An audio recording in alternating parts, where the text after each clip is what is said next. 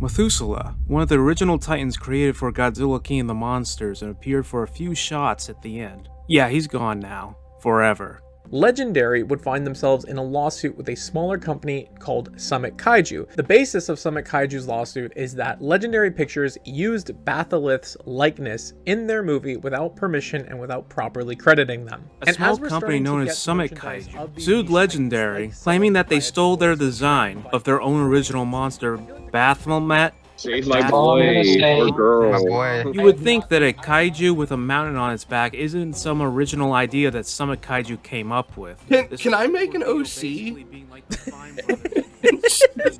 Claim ownership of it. Share this with so many people and share the hashtag Save Methuselah. Batholith is not in the Godzilla universe. We have to boycott X Plus and we gotta save Methuselah. You guys should do that. I'm the D-Man from the very end of this recording. The very end of this video. I've recorded for 2 hours and 41 minutes by now. I'd just like to say, watch this video to the end to see my conclusions on the Methuselah case. I have very nuanced thoughts on this whole topic, and I'm not a legal expert. I'm not legally alleging anything. This is just my personal opinion on the whole topic. I neither want any battle with Legendary nor with Summit Kaiju. As you'll see as we go through this case, I think that there's arguments to be made on both sides. I'm just giving my opinion on what's out there in the public, and I'm really just making this video because I would like to see a much more educated fan base when discussing this topic, because I think the fan base's current discussions on this topic are uninformed overall. So I would like to try and help set the record straight by going through as much as I possibly can with you guys. That's what I'm saying, and please enjoy.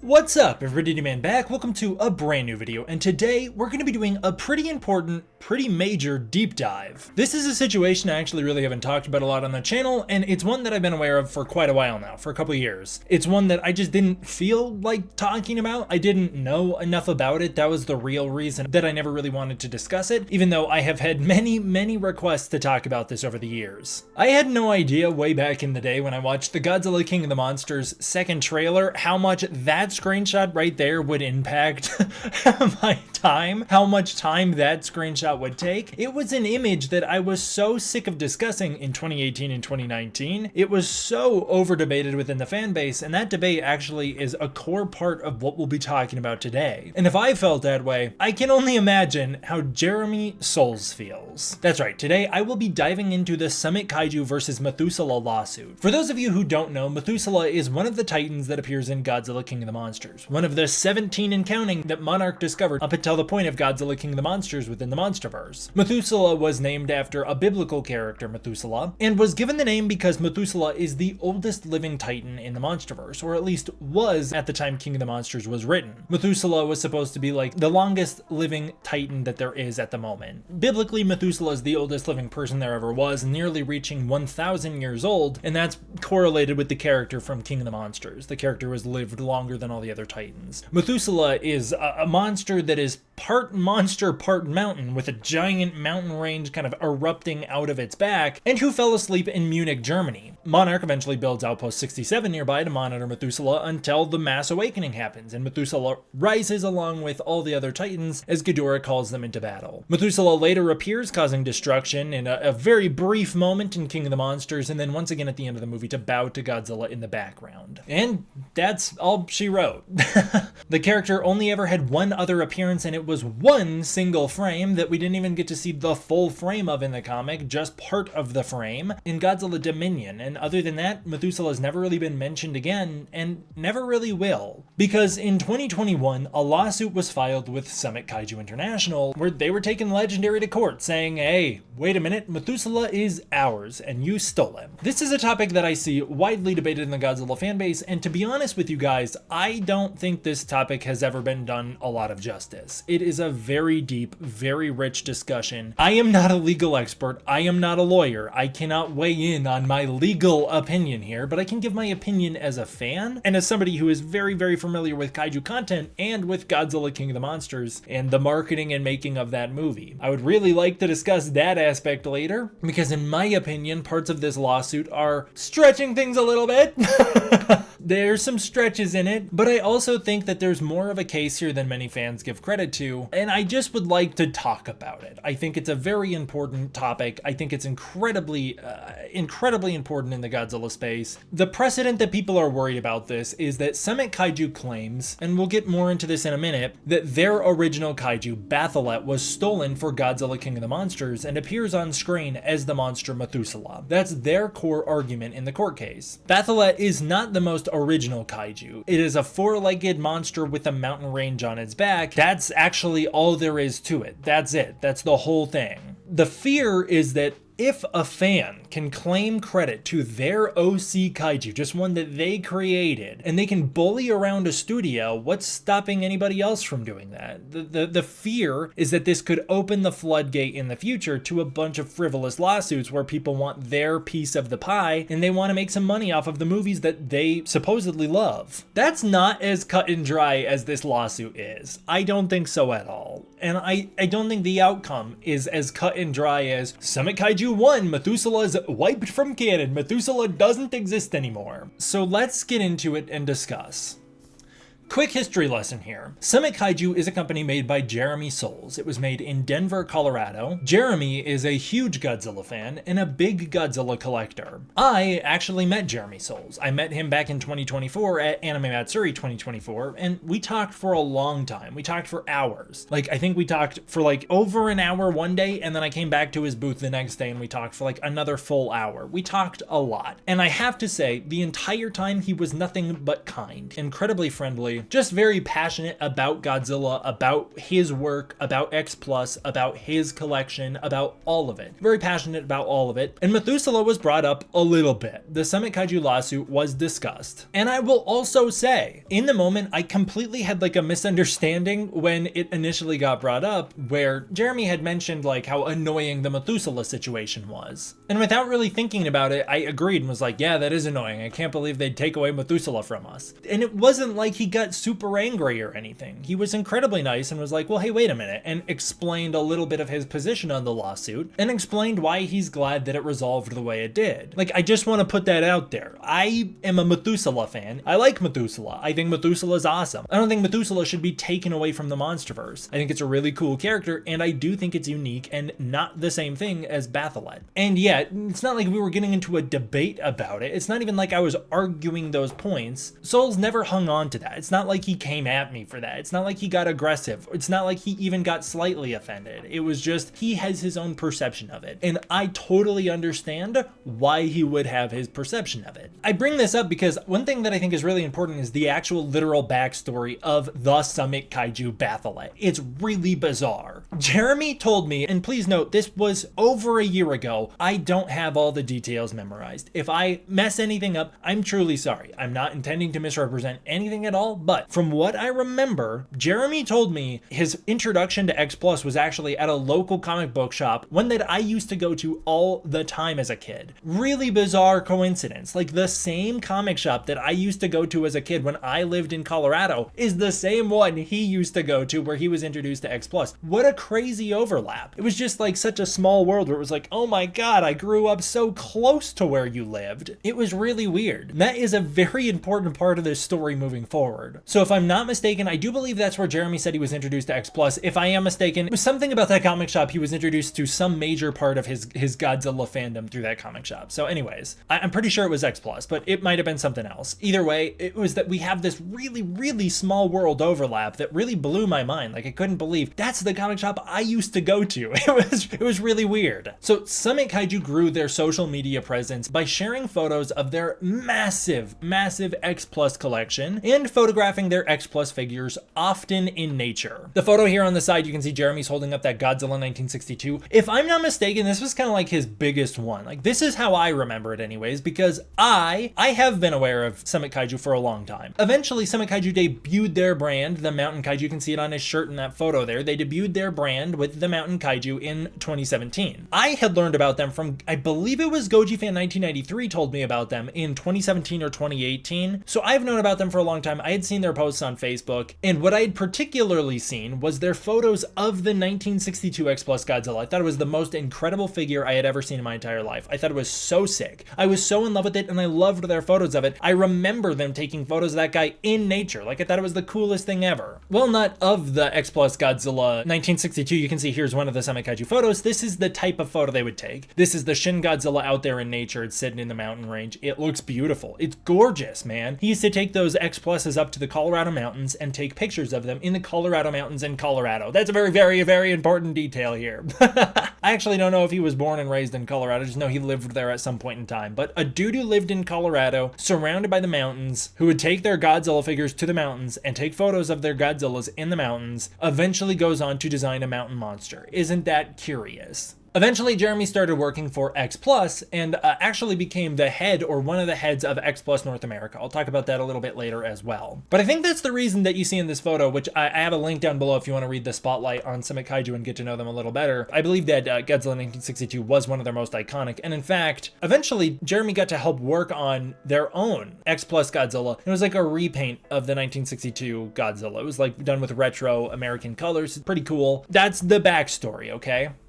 I do think it's important to acknowledge mountain kaiju are not the most unique or original thing. Before we can even get into the lawsuit, I understand where a lot of fans are concerned. Like, from a fan perspective, this is not a unique idea. This is something that's been in Toku forever. A lot of Ultraman kaiju have very mountain-esque designs, but in fact, the reason they couldn't be realized in the way that Methuselah is because they were brought to life with suitmation and not CGI. There's an Ultraman kaiju right there. You can see sandwiched between Summit Kaiju's Batholith, and of course, that is actually a Dope Pope drawing of Methuselah, which is pretty important considering Dope Pope is the artist who designed Batholith, or at least the artist who created these really nice, high-quality pictures of Batholith that we so often see. These really good, I think that's like called a 3D ZBrush or something. But that's really important, obviously. Like, Dope Pope designed this iteration of Batholith, and then there's Methuselah. This fan art is done by Dope Pope, and it's not concept art, I don't think. That is straight up fan art that Dope Pope did, as Dope Pope is a very popular Godzilla fan artist, very popular in the community. I've talked about Dope Pope's art as far back as 2017 or 2018. I've shown it off in my community art showcases in my videos. For many years, it was tricking people into thinking that Dope Pope's art was leaked screenshots from upcoming Godzilla movies. That's how good it was. Dope Pope was never claiming it was like leaked screenshots, but people would sometimes believe it was. So I'm very well versed with both of these people. I also have met both of them in person and probably spoken to both of them equally. I met Dope Pope back in 2019, and I spoke with him quite a bit at G-Fest 2019, and that's actually the only time I've ever spoken with Dope Pope, and I've never spoken with Summit Kaiju since Anime Matsuri 2024. Here's another mountain kaiju. This guy, whatever this guy is. I don't know what that is, but that's another mountain kaiju. I believe this one's from a short film, where like that thing comes from a short film or something. That actually looks very similar to Methuselah. It's just missing the tusks on the front of the face. It's got the long neck. It's got the overall body proportion. It's got that like little tail sticking off the back. It's got the forearms. Very, very similar to Methuselah. And this concept, the concept of like a kaiju with a mountain on its back, can be traced back to the idea of a world turtle. A world turtle exists in many mythologies, like a turtle that literally carries the planet Earth on its back, and like all of creation is on its back, and the turtle is essentially God. And many artworks depict a world turtle with mountains on their back. Many artworks. So it's not unique there either. What's especially amazingly not unique, that blew my mind, was just the connection, where it was like, oh my god, you spent time in Colorado, you took photos of your kaiju in the Colorado mountains and eventually designed a mountain kaiju because you're in Colorado in the mountains. As a kid, I lived in Colorado. I lived in Colorado as a kid. I would go camping in the mountains in Colorado. I'd bring my Godzilla toys with me and play with my Godzilla toys in the mountains in Colorado. And this blew my mind. This is something that I've known I did for a long time. It's pretty cringe, but I never really looked back on it until recently. I don't know if anybody knows this indie game. This is an Xbox 360 indie game, Giant Hunter. It was a ripoff of Minecraft, and it was a little bit Castle Miner Z. If you know what Castle Miner Z is, it's very similar. So the way that game would work is there's these giants that would appear, and they would hunt you down and you would attack them, you know? It was very Minecraft inspired, but your characters looked like your Xbox character, you know? So like you're fighting this giant. It was a ridiculous game. It was really, really cheap, really cheesy, pretty crummy game, but I loved Castle Castle Miner Z. At a time, I actually liked Castle Miner Z more than Minecraft, and so I got Giant Hunter and played it. And one thing that I loved was that the giants would just appear out of mountains. Like, they would just appear out of nowhere, out of mountains, and they would chase you down. In 2013, a little movie called Pacific Rim came out. I did not go and see Pacific Rim. I thought it was a Transformers ripoff. I did not want to go watch a Transformers movie. I especially didn't want to watch a Transformers ripoff. But when I did, my mind was blown. I watched Pacific Rim on a Redbox rental in late 2013 or early 2014, and I was blown away. Everything changed for me. I thought it was the coolest movie ever. I was so into it. I would watch it on repeat. And in 2014, on a camping trip in the Colorado mountains, one of the last camping trips I ever took, I think, could have been the last one. In 2014, I decided to write The Forces of Nature, a Pacific Rim ripoff. You can see, like, it starts out with a very similar backstory. Like, sometimes when people feel lonely, they look to the stars, the sea, each other. People believe in aliens. They think we are whatever that word is supposed to be, life forms, aliens coming down. But no one would have thought that these alien higher life forms were living on the earth, that they were the forces of nature. Obviously, I'm pulling from Pacific Rim, like, you know, when we used to think aliens would come from the stars, but they actually came from deep within the Pacific. So here's my first kaiju that I introduced, or my first monster. I was 15 the year the first giant made landfall in the Rocky Mountains. Obviously, I'm there. I'm literally there in the Rocky Mountains when I wrote this. I'm on a camping trip in the Rocky Mountains. Boof, boof, boof. Here comes my mountain kaiju. There he is, my mountain monster. He's coming out between these mountains, and I was really struggling with him. He is 14,000 feet tall because, of course, Colorado had the 14ers that you hike. Here's his foot crashing down. He's got a tree on his foot. He's got a river running down his foot. That's what that's supposed to be, if you can see the foot that I tried to draw. I was not an artist, all right? And then by the time a nuke took the giant codenamed Rockies down, and here's the nuke going off, and you're seeing him screech as he's exploded. The reason I killed off my monster so quickly was, first of all, to copy Pacific Rim, and secondly, I drew this image and had no idea where to go from here. I could not imagine how to get this monster involved in the story. Like, what the heck? Everything I tried to come up with looked ridiculous. It was like a walking slice of pizza. So here's his eyes. If you can see the eyes coming down, there's his evil little smile, and then here's snow on his head. Like, there's snow on the tops of the mountains. There's snow on his head, his little evil eyes, and then his mouth. Everything I drew with him looked like a slice of pizza. I could not figure out how to make him cool, so I blew him up. I killed him, and then the story goes on, and I introduce other types of monsters and so on and so on. Well, I wanted to design my mountain kaiju. Look at this. This is in 2014. This is right after Pacific Rim came out. This is long before Summit Kaiju debuted Batholith. Long before, in 2014, in the Colorado mountains, I designed Methuselah. So check this out. We've got the mountain giant, very creative name. I was very clever with that. The forces of nature, and I redrew the picture. I tried to figure out how can I make this thing look cool. This is my candy corn monster that I created. It looks terrible. He's got candy corn head. He's got his little eyes, he's got his mouth, and I couldn't figure out what to do with the arms. Like, how do you have arms coming off of the mountain? Of course, I'm picturing a mountain's a giant triangle, and he looks terrible. He's got a river running down him. There's the trees on his feet. There's trees on his legs, and he comes out of the ground. So then I redrew the picture, and I thought, what if the whole mountain range was the kaiju? So then I redrew the picture. I thought, what if the whole mountain range was the kaiju? That whole thing you see right here, this is the kaiju. So here he is. He stands up. He's in the middle here, and now it becomes his arms. He's actually inspired by Space Godzilla a little bit. You can see Space Godzilla, you know, he's got the giant crystals on his shoulders. He's got the river running down his leg. He's got kind of a gorilla's body, and that was really, I kind of liked that. I dug it, and I still thought that his head looked ridiculous. So I redesigned him yet again. Now I've put the head on the center of the body, just underneath the mountain. I still keep the river running down him. I keep the trees on him. I keep the other mountain ranges because it's pretty cool. And I really was struggling with drawing him from the front. I've actually never been good at drawing things from a head-on view, and so I moved to drawing him from the side. And here he is, my mountain kaiju that I designed at the age of 12. He's got kind of a Godzilla-ish face. He's got little, whatever, sharp little things all over him, trees all over his body. The mountain range is now on his back, and he's got rivers running down him. And I thought this looked way cooler. It looked way cooler. And so I refined the design. This is literally on the back of the same piece of paper. I refined the design. And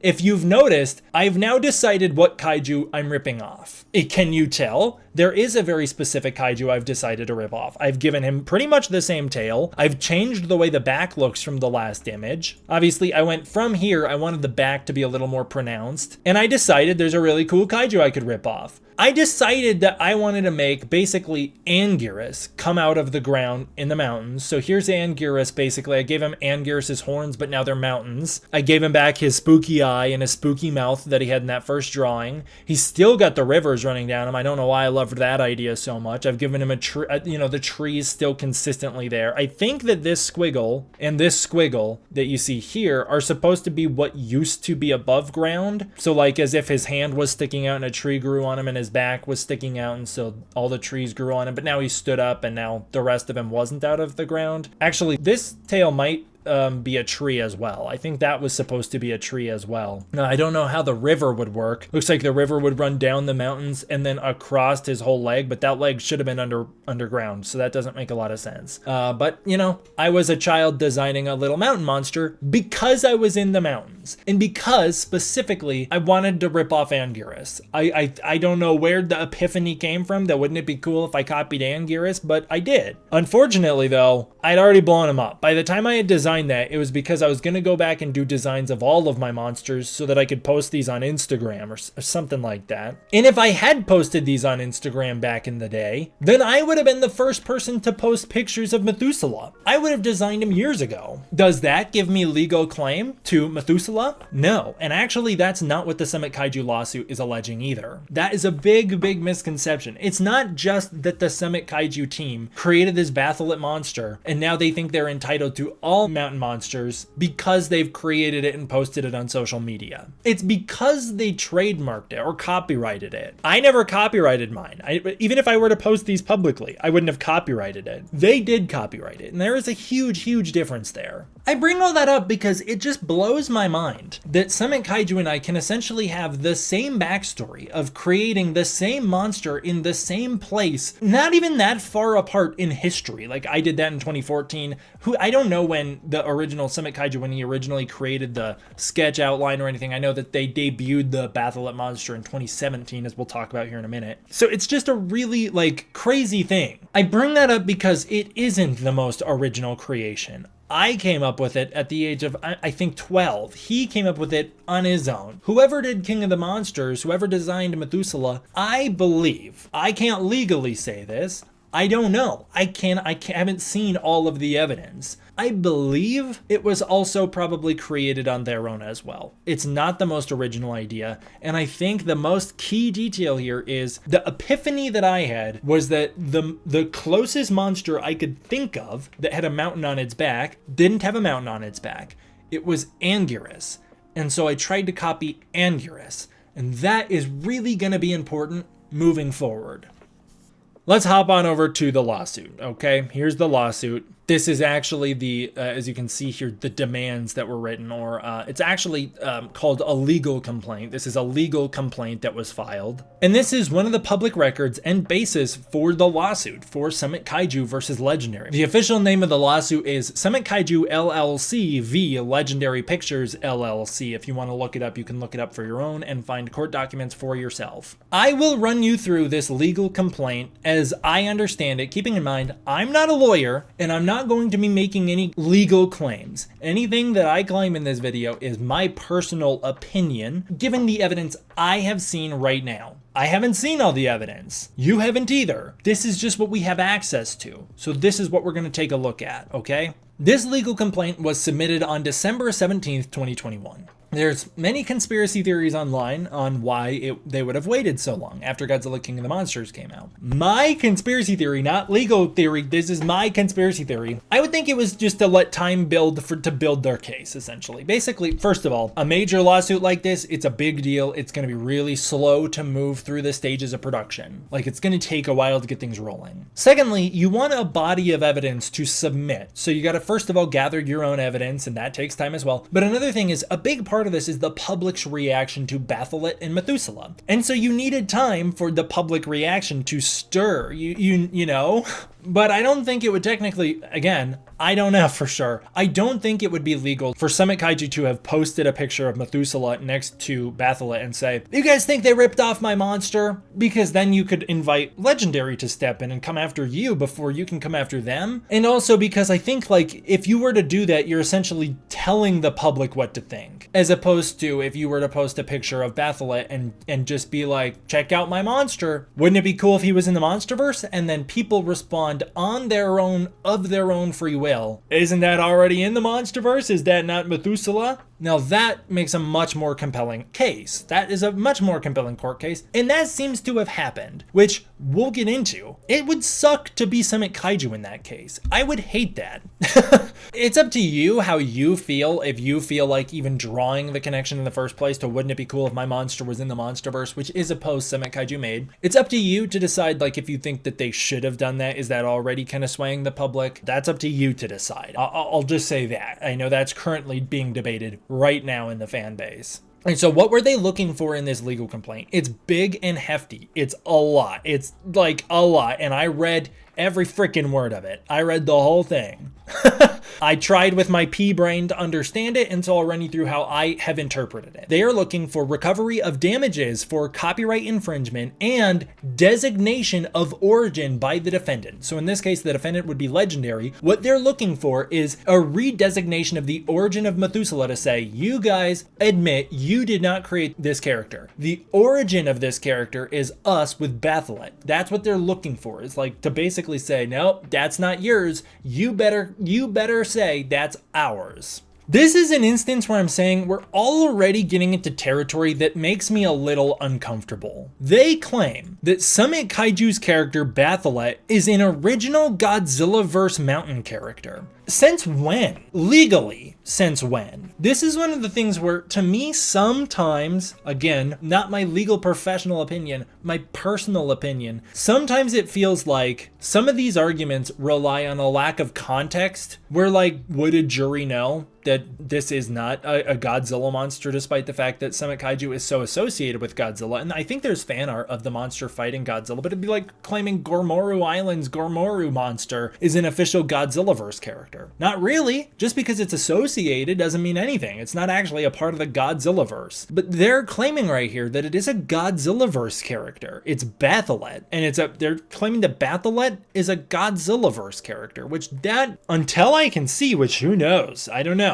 Jeremy does work for X Plus. Has he gotten Toho to sign off on Batholith as something of a official extension of the Godzilla brand? I haven't heard that. If it has happened, that would really sway things. That would really turn the argument. If that has happened already, I could see that being a really big point of the argument. As far as I'm aware, that didn't happen. They claim that Methuselah is an unauthorized depiction of the same character. The same character of Batholith. They're saying it's not even that it's just referencing Batholith or inspired by Batholith, but it is the same character. My speculation, why would they do that? Well, I think they know very well that it is not Batholith. They very well are aware that it's a different character. But if you say like, yeah, well, they're inspired by my character, who cares? When has it ever been illegal to be inspired by something? To say they ripped it off, it's like, okay, well, ripping things off has always been kind of legal. I mean, just ask Ultraman. Check out Ultraman and check out all the times that they just stole a Toho suit like Baragon and turned it into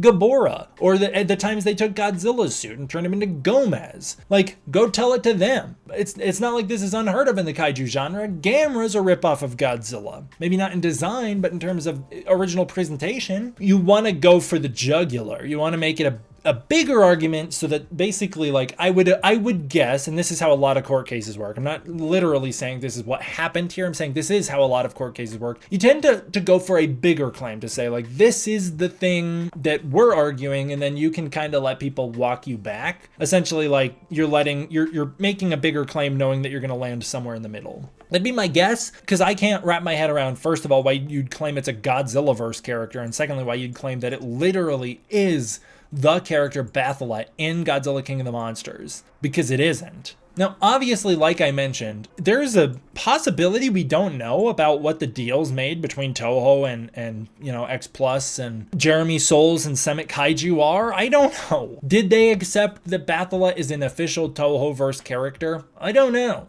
I doubt it, but I don't know for sure. But even still, one of the things that trips me up about this lawsuit is like, what about all of Jeremy's prior work before he was licensed and working with X Plus? He grew his social media account and platform entirely off the back of using the Godzilla IP without express permission. All of his work, I would argue, is pretty transformative. The same way that I would argue that all the work I do on this channel is transformative. But it's just one of those things where it was one of the things that I thought of when I was researching this case. I don't know. It's one of those things that like I personally wouldn't have been brave enough to pursue this case. And by the way, this might come as a shock. I might have pursued this case if I was in Soul's position. I know that might come as a big shock because people love Methuselah, but if I felt confident, truly confident, that my IP had been stolen by a massive company, I would be pretty upset about that, and I would probably defend myself like this.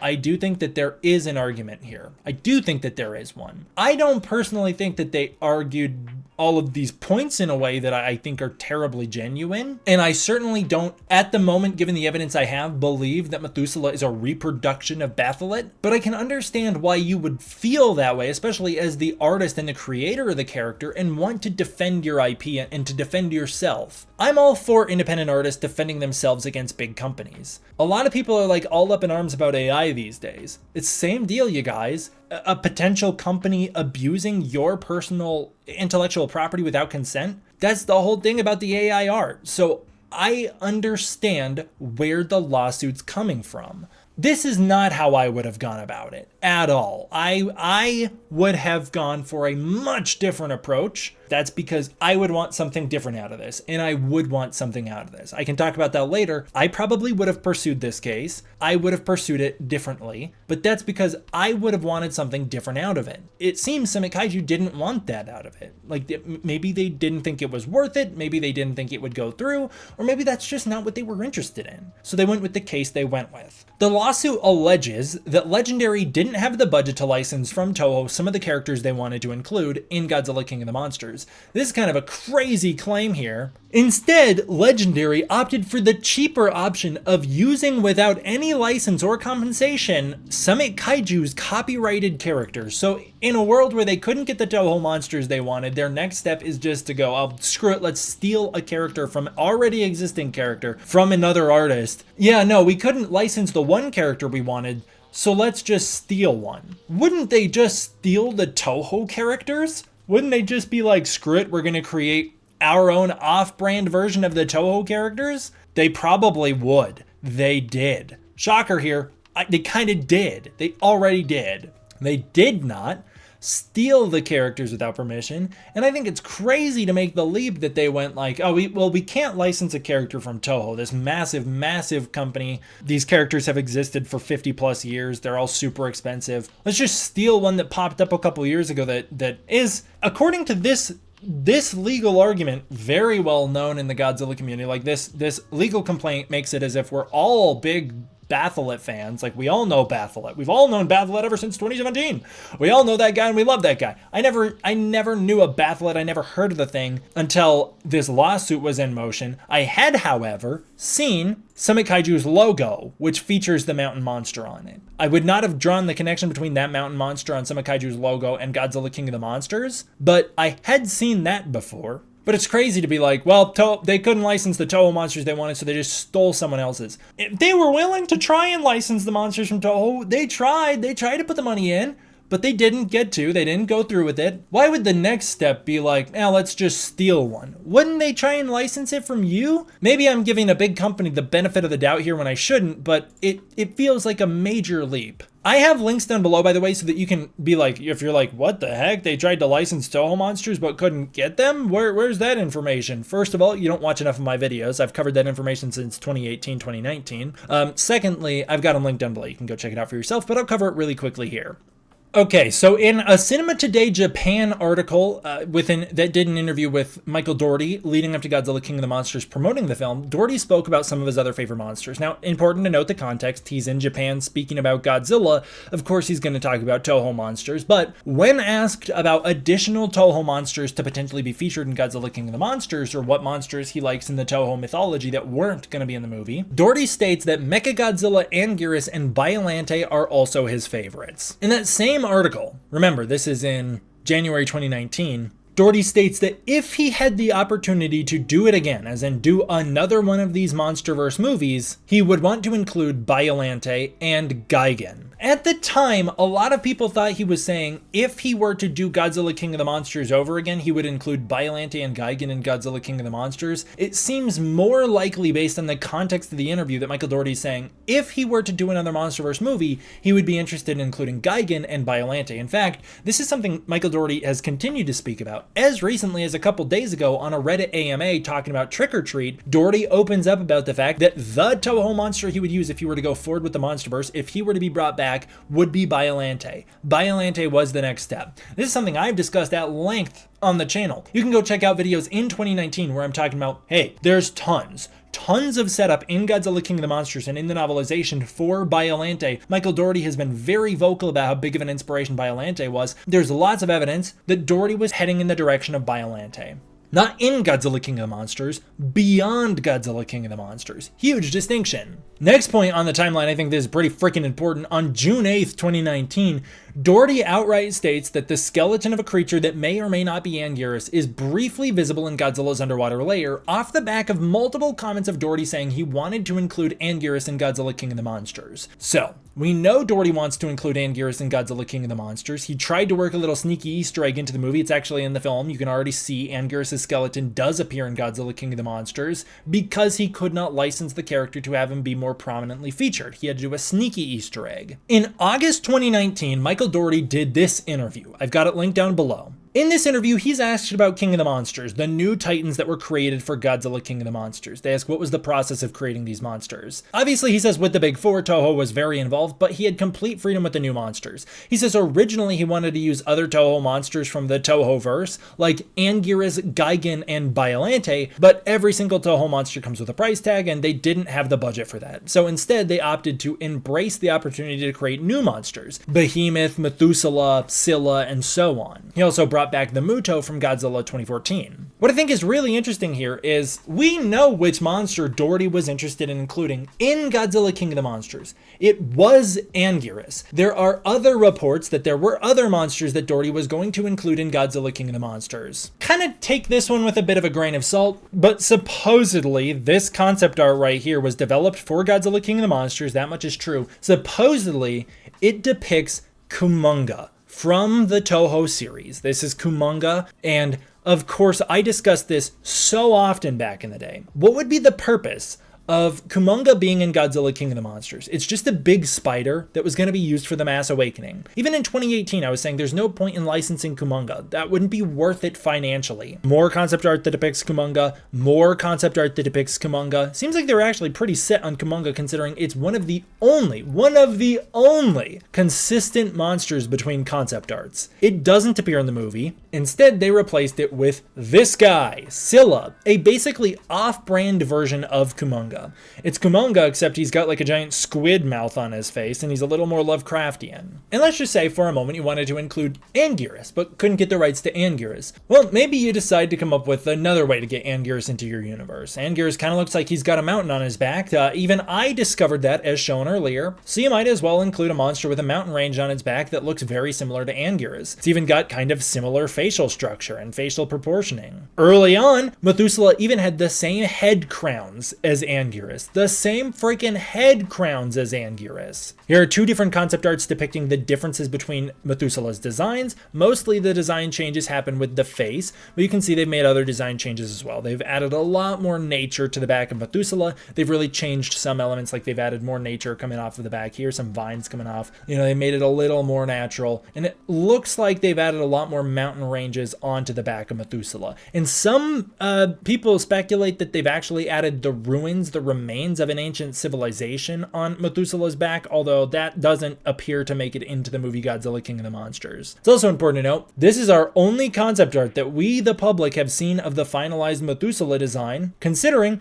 Methuselah's design was never technically finalized. The CG model for Methuselah was never finished. It was never finished. That's why Methuselah looks like this during the finale of Godzilla King of the Monsters. Straight up, they did not have a finalized design, so it's just a lumpy little thing. It doesn't look like anything here. Barely looks like a mountain range on its back. It looks a little more turtle-esque here. Again, kind of playing into that world turtle aspect. Kais kind of looks like Gamera when he's walking on 4 legs. The face here looks very different too than the face we see at the end of the movie here. Like, you can't really see a face here. This looks very different. He's got a much longer neck, and he looks a little different than he does here in the artwork as well. This is our only other look at Methuselah. This is from Godzilla Dominion, and here he actually does feature a temple on his back, so that's kind of where that idea comes from, and he looks very different. I think this was fan colored. I believe the actual artwork is black and white. He looks very weird here, in my opinion. Doesn't really look like the Methuselah in the movie, but looks very, very distinct from Batholith. Very distinct. Here's some sketches. I believe these are official concept sketches of Methuselah. And you can see, very Anguirus. He's almost got like Godzilla spines coming out his back here. Nice Anguirus-ish tail. This one looks very Anguirus overall as well. Looks a little more gorilla-ish than Anguirus. I had never actually looked at this image so much in my entire life until I'm editing this video, but I do think it's interesting here, and I'm only noticing this now during editing. So Summit Kaiju's actual logo here, I believe this came out first. I don't remember. I do think that this came out before the Batholith final design that you see here, but I could be mistaken about that. Either way, this is making a lot more sense to me when I look at it. It's almost got like a Godzilla head and then Godzilla's spines on its back, which in this case are like a mountain range. It's like you put a mountain on Godzilla's back. Obviously, the final design looks very different. It looks more like if you put a mountain on Gamera's back, or if you accentuated Gamera's back. You know, like this. Like even with the defined 1, 2, 3, 4 peaks, and then you've got the 4 peaks here. So, you know, like if you were to put a mountain on Gamera's back in the year 2015 in the Gamera 2015 teaser, and then you were to do something very similar to that with a very Gamera looking, very turtle looking kaiju, who actually even has Gamera's tusks with the defined ridges on the back, just like, you know, Gamera. This little blob down here is actually one of our only real good looks at Gamera in that 2015 trailer, where you get to see his full body. And I do say that's pretty similar in my opinion. That's a pretty big similarity there. But even setting that aside, the Godzilla with spikes on his back, does it not just look so similar to Godzilla Awakening, the comic book where Godzilla has spikes on his back? Godzilla disguised himself as a mountain range somehow, and then he, you know, he looks so similar. It's just flipped. He's got the same face shape, almost even with the same tusk in his mouth. He does have more spikes on his back than here, you know, 1, 2, 3, 4 plus a small one, maybe maybe you can go up to 6. Here you've got 1, 2, 3, 4, 5, 6, 7 and onward. So, you know, they do look different. But this is Godzilla with a mountain range on his back. I actually think Godzilla here looks way more like, remember, this is our only actual look at Methuselah with the mountain range on its back. We never see Methuselah's proper CG design other than that little amorphous blob at the end of the movie. I think Methuselah looks a lot more like this guy. I actually, early on in Godzilla King of the Monsters, before I realized this was just terrible artwork of Godzilla, I thought that this might be Legendary was bringing in this mountain monster from Godzilla Awakening into the canon of Godzilla King of the Monsters, and I thought it was going to be the same creature. You know, very, very, very different than the actual Methuselah artwork. And looking at the Methuselah artwork next to this artwork, you can just see there's a really, really big difference in those two designs. They don't look terribly similar at all. But you know what this design looks more like? It looks more like this. It looks more similar to this than it does Methuselah, and this looks like a bridge to this. So I don't know, it's like that we already even have a MonsterVerse iteration of a character like this, of a Godzilla with, you know, a mountain range on its back. We've already got that, and it was in Godzilla Awakening. So even just more things to say. I don't find it to be a terribly compelling argument. Even more to say that, like, people have been coming up with designs reminiscent of this for a long time. for a long time beyond Godzilla King of the Monsters. Like, this is not terribly unique. I think that there's an incredibly high likelihood that somebody could come up with Methuselah on their own. I think it's crazy to say that they couldn't have. I think it is downright crazy to say an artist couldn't have come up with Methuselah on their own, which I guess is not technically what the lawsuit is saying. The lawsuit's not saying that there couldn't be a world where they came up with Methuselah on their own. They're just saying the world we live in, they didn't.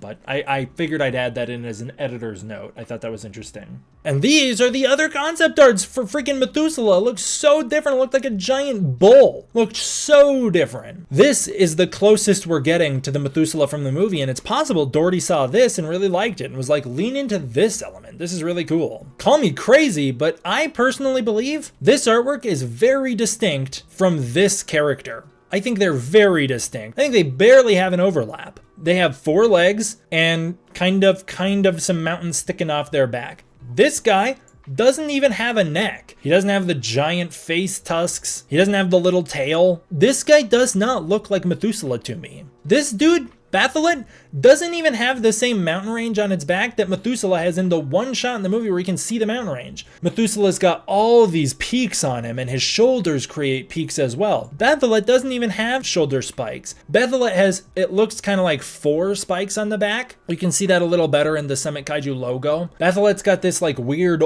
orb or sphere in its head. Methuselah doesn't have that. Like, the Methuselah we see in King of the Monsters looks so different, so different. But it does look like the concept art where you can see the spikes on the shoulders, the very Anguirus-esque back, where it's like tons of peaks all over the place. And goodness gracious, the faces look so different. The faces just don't look the same at all. Methuselah's face here looks very dragon-esque, looks very generically dragon-esque. Just so different.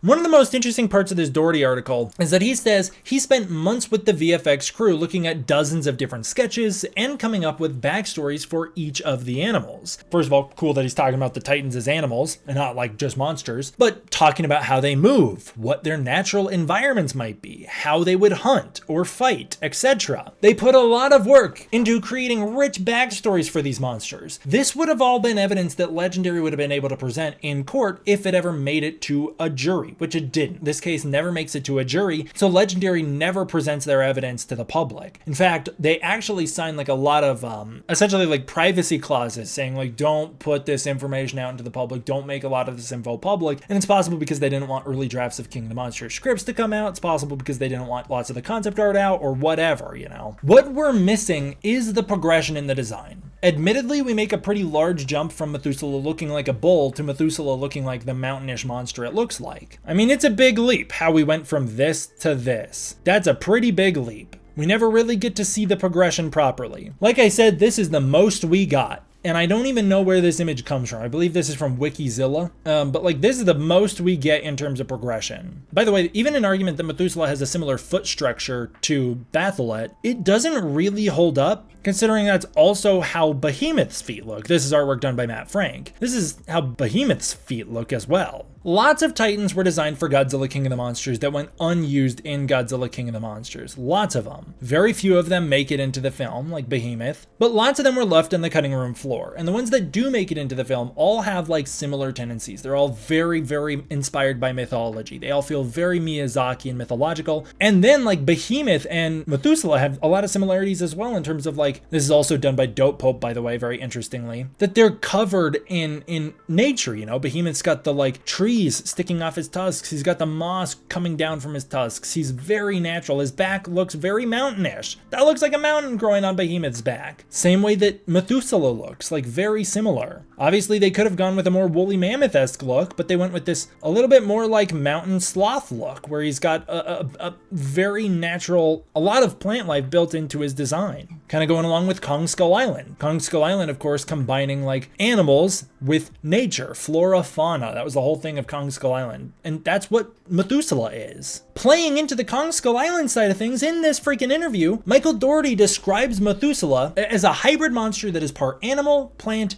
and rock. That was started in Kong Skull Island, which came out in 2017, the same exact time they were working on the designs for Batholith. They're just playing into the aesthetic of the universe they've already created. In this same interview, Dougherty continues by explaining that the Gargantuas are his favorite of the Toho monsters, and he'd like to include them in the future of the MonsterVerse if he got to continue, but what he really wants is Biolante, because of how tragic she is, and because of how cool her origin story and how unique it is and original amongst kaiju. Talking about how she's like a Frankenstein monster, part plant, part Godzilla, part human, all created into one. One of the things that I was saying that feels a little disingenuous to me about the legal argument here is it totally ignores the story context of these characters. Michael Dougherty's an enormous Godzilla fan. Him talking about wanting to use Anguirus in the movie makes sense. Anguirus is a monster who totally fits into the world of Dougherty's Godzilla King of the Monsters. Not that far of a stretch to say an Anguirus could exist. Anguirus isn't the craziest monster. He feels very naturalistic. Another monster that feels very naturalistic would be Kumonga. Kumonga would fit right in with the MonsterVerse, especially after we've seen the Mother Longlegs and Kong Skull Island. Dougherty, however, is already in 2019 loyal to the origin story of Biolante in the Toho series, and there's so much setup in Godzilla King of the Monsters that I've discussed in videos as far back as 2019 that if Dougherty was going to continue, it seems like Biolante was the route he was going to head. Of course, we find out in the real world he's very interested in colossal bioscience, you know, kind of de-extincting animals, and that's very in line with Biolante, so it seems very much like that was always the path he kind of intended to go down. There's lots of evidence to suggest that within the novelization, and the film Godzilla King of the Monsters just seems very likely, but he's loyal to the origins of Biolante. Biolante wouldn't work in Godzilla King of the Monsters. Where are you going to introduce that freaking character? There's no time in that script to introduce a plotline about a human woman being mixed with a plant and Godzilla to create Biolante. She's not going to show up and bow to Godzilla at the end. If she does that, it destroys your opportunity to use Biolante in a Godzilla King of the Monsters sequel. Like, if Biolante appears in King of the Monsters and bows to Godzilla, she cannot appear in a sequel and do something meaningful. We've already seen her and wasted her. I feel similar about Gigan. Now, this is where it's like we would have to see for sure earlier notes of Michael Dougherty's behind the scenes, and this has all been sealed by Legendary. The argument here, the legal argument that this is actually making, is that Gigan was supposed to appear in Godzilla King of the Monsters, and they replaced Gigan with what they're arguing is Batholith, but is Methuselah. They're claiming Gigan becomes Methuselah / Batholith. I'm gonna just say, personally, from my perspective, it seems very likely that they wanted a big spider monster, and so they couldn't get the Toho one, so they replaced it with their own. It seems very likely that they wanted their big spiky Anguirus guy, and they couldn't get him because he's expensive, so they replaced him with their own. Their own in this case being Methuselah. Methuselah seems like the solution to the Anguirus problem. I can't prove it, but I firmly believe without any evidence, of course, I can't prove it. That's gotta be what happened, right? That they wanted Anguirus, they couldn't get the rights to him, so they replaced him with Methuselah, which is a much more understandable leap than going from Gigan to Methuselah. From there, it seems like, yeah, whoa, you weren't even in the same ballpark. Like, whoa, we go from Gigan to Methuselah? Those aren't even similar characters at all. Whereas I feel like the evidence suggests they maybe wanted Anguirus, couldn't get Anguirus, and that led them to Methuselah. A very Anguirus-looking monster. Just my crazy conspiracy theory. Again, I can't prove that. That's not my legal opinion. That's just my opinion as a fan.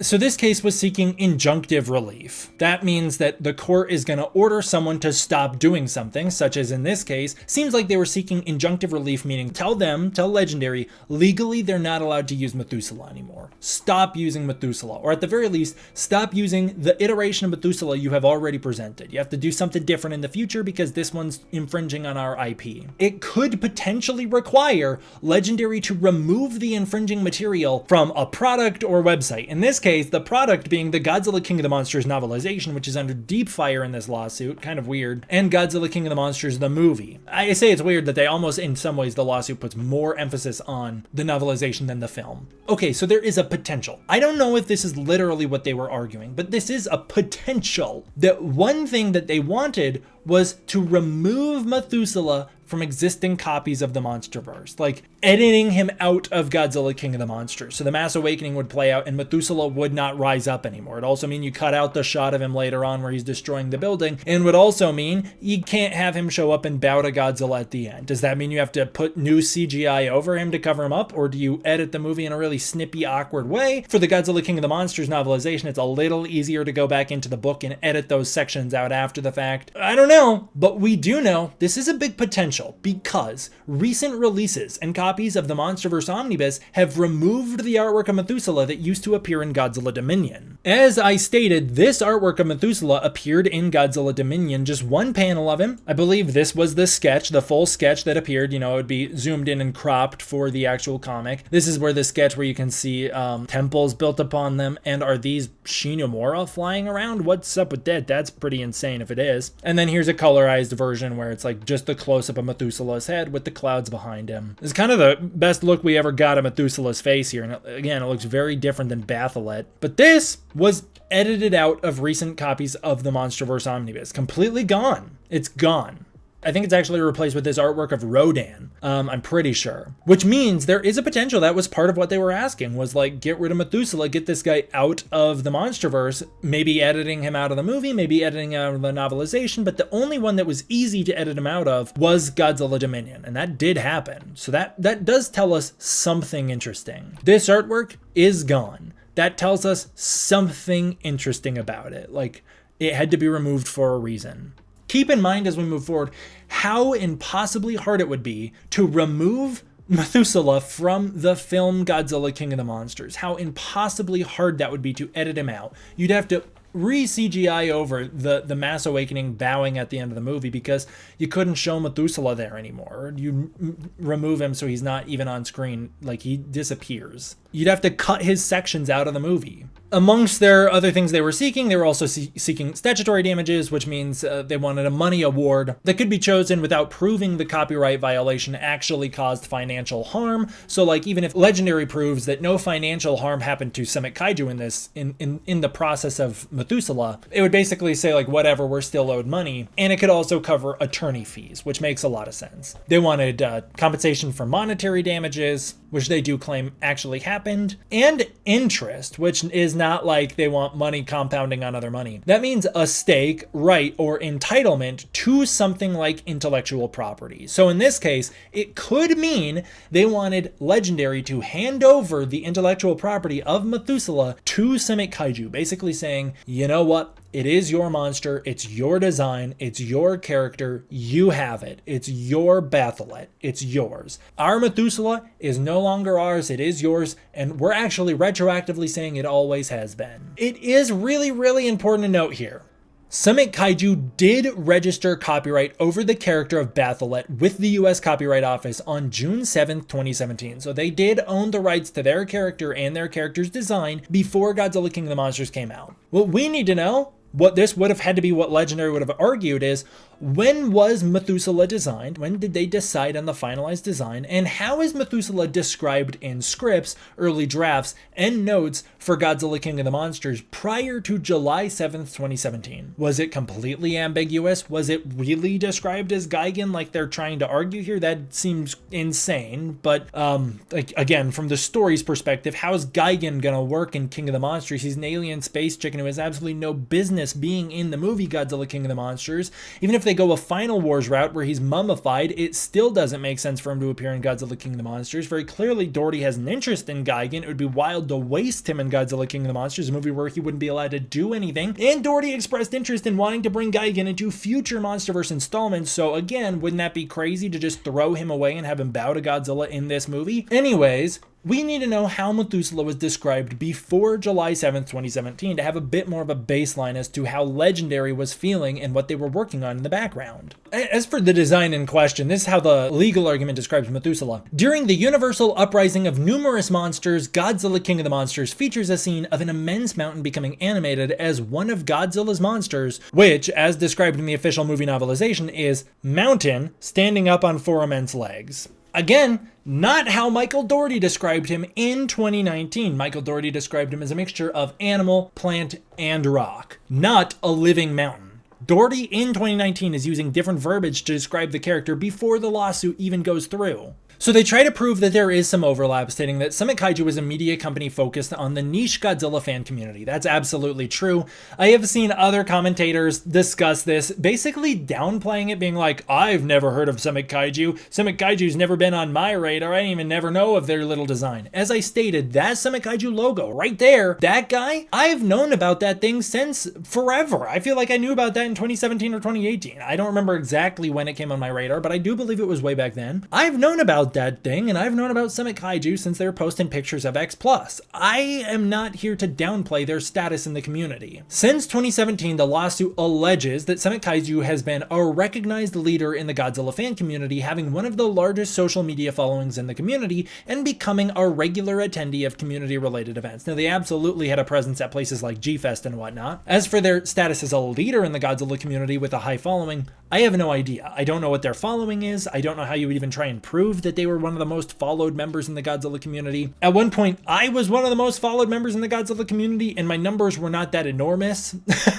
So maybe it's possible. I don't know. I have no idea. But it is important to note that other people like Kaiju Canuck have been on record stating they had never heard of these people, and so for them, they were not a leader in the community. That is a harder thing to prove because it's a little more subjective. They claim here that the appearance in the community and charity events hosted by Summit Kaiju led to a relationship with companies within the Godzilla community, including X Plus and Toho. Of course, we know Summit Kaiju is run by Jeremy Soules, a pivotal member in creating X Plus North America. The X Plus North America website states the branch was formed by Jeremy Soules, so he is very important. And again, I don't think people should be downplaying Jeremy Soules' role in X Plus or in the community or whatever. Like, that's kind of what I'm saying. I don't think anybody's ever done true due diligence to this topic when they've discussed it before. I've seen people like completely brush it off, and I don't want to brush it off. I do think that Summit Kaiju had a decent relevancy in the fandom. I don't know how big it was, but I'm sure they had some. I knew of their sketch logo. I don't think I had ever seen Batholith before King of the Monsters came out. I could be proven wrong. You could try and find a video where I'm talking about Batholith before or after King of the Monsters before now. I don't think I've ever discussed it before. As far as I'm aware, there have never been any proper mentions of Summit Kaiju on my channel until now. This is where things get really interesting. In 2017, Jeremy hired a kaiju artist named Dope Pope to develop designs for Summit Kaiju's Mountain Kaiju Batholith, a living mountain made in part of stone.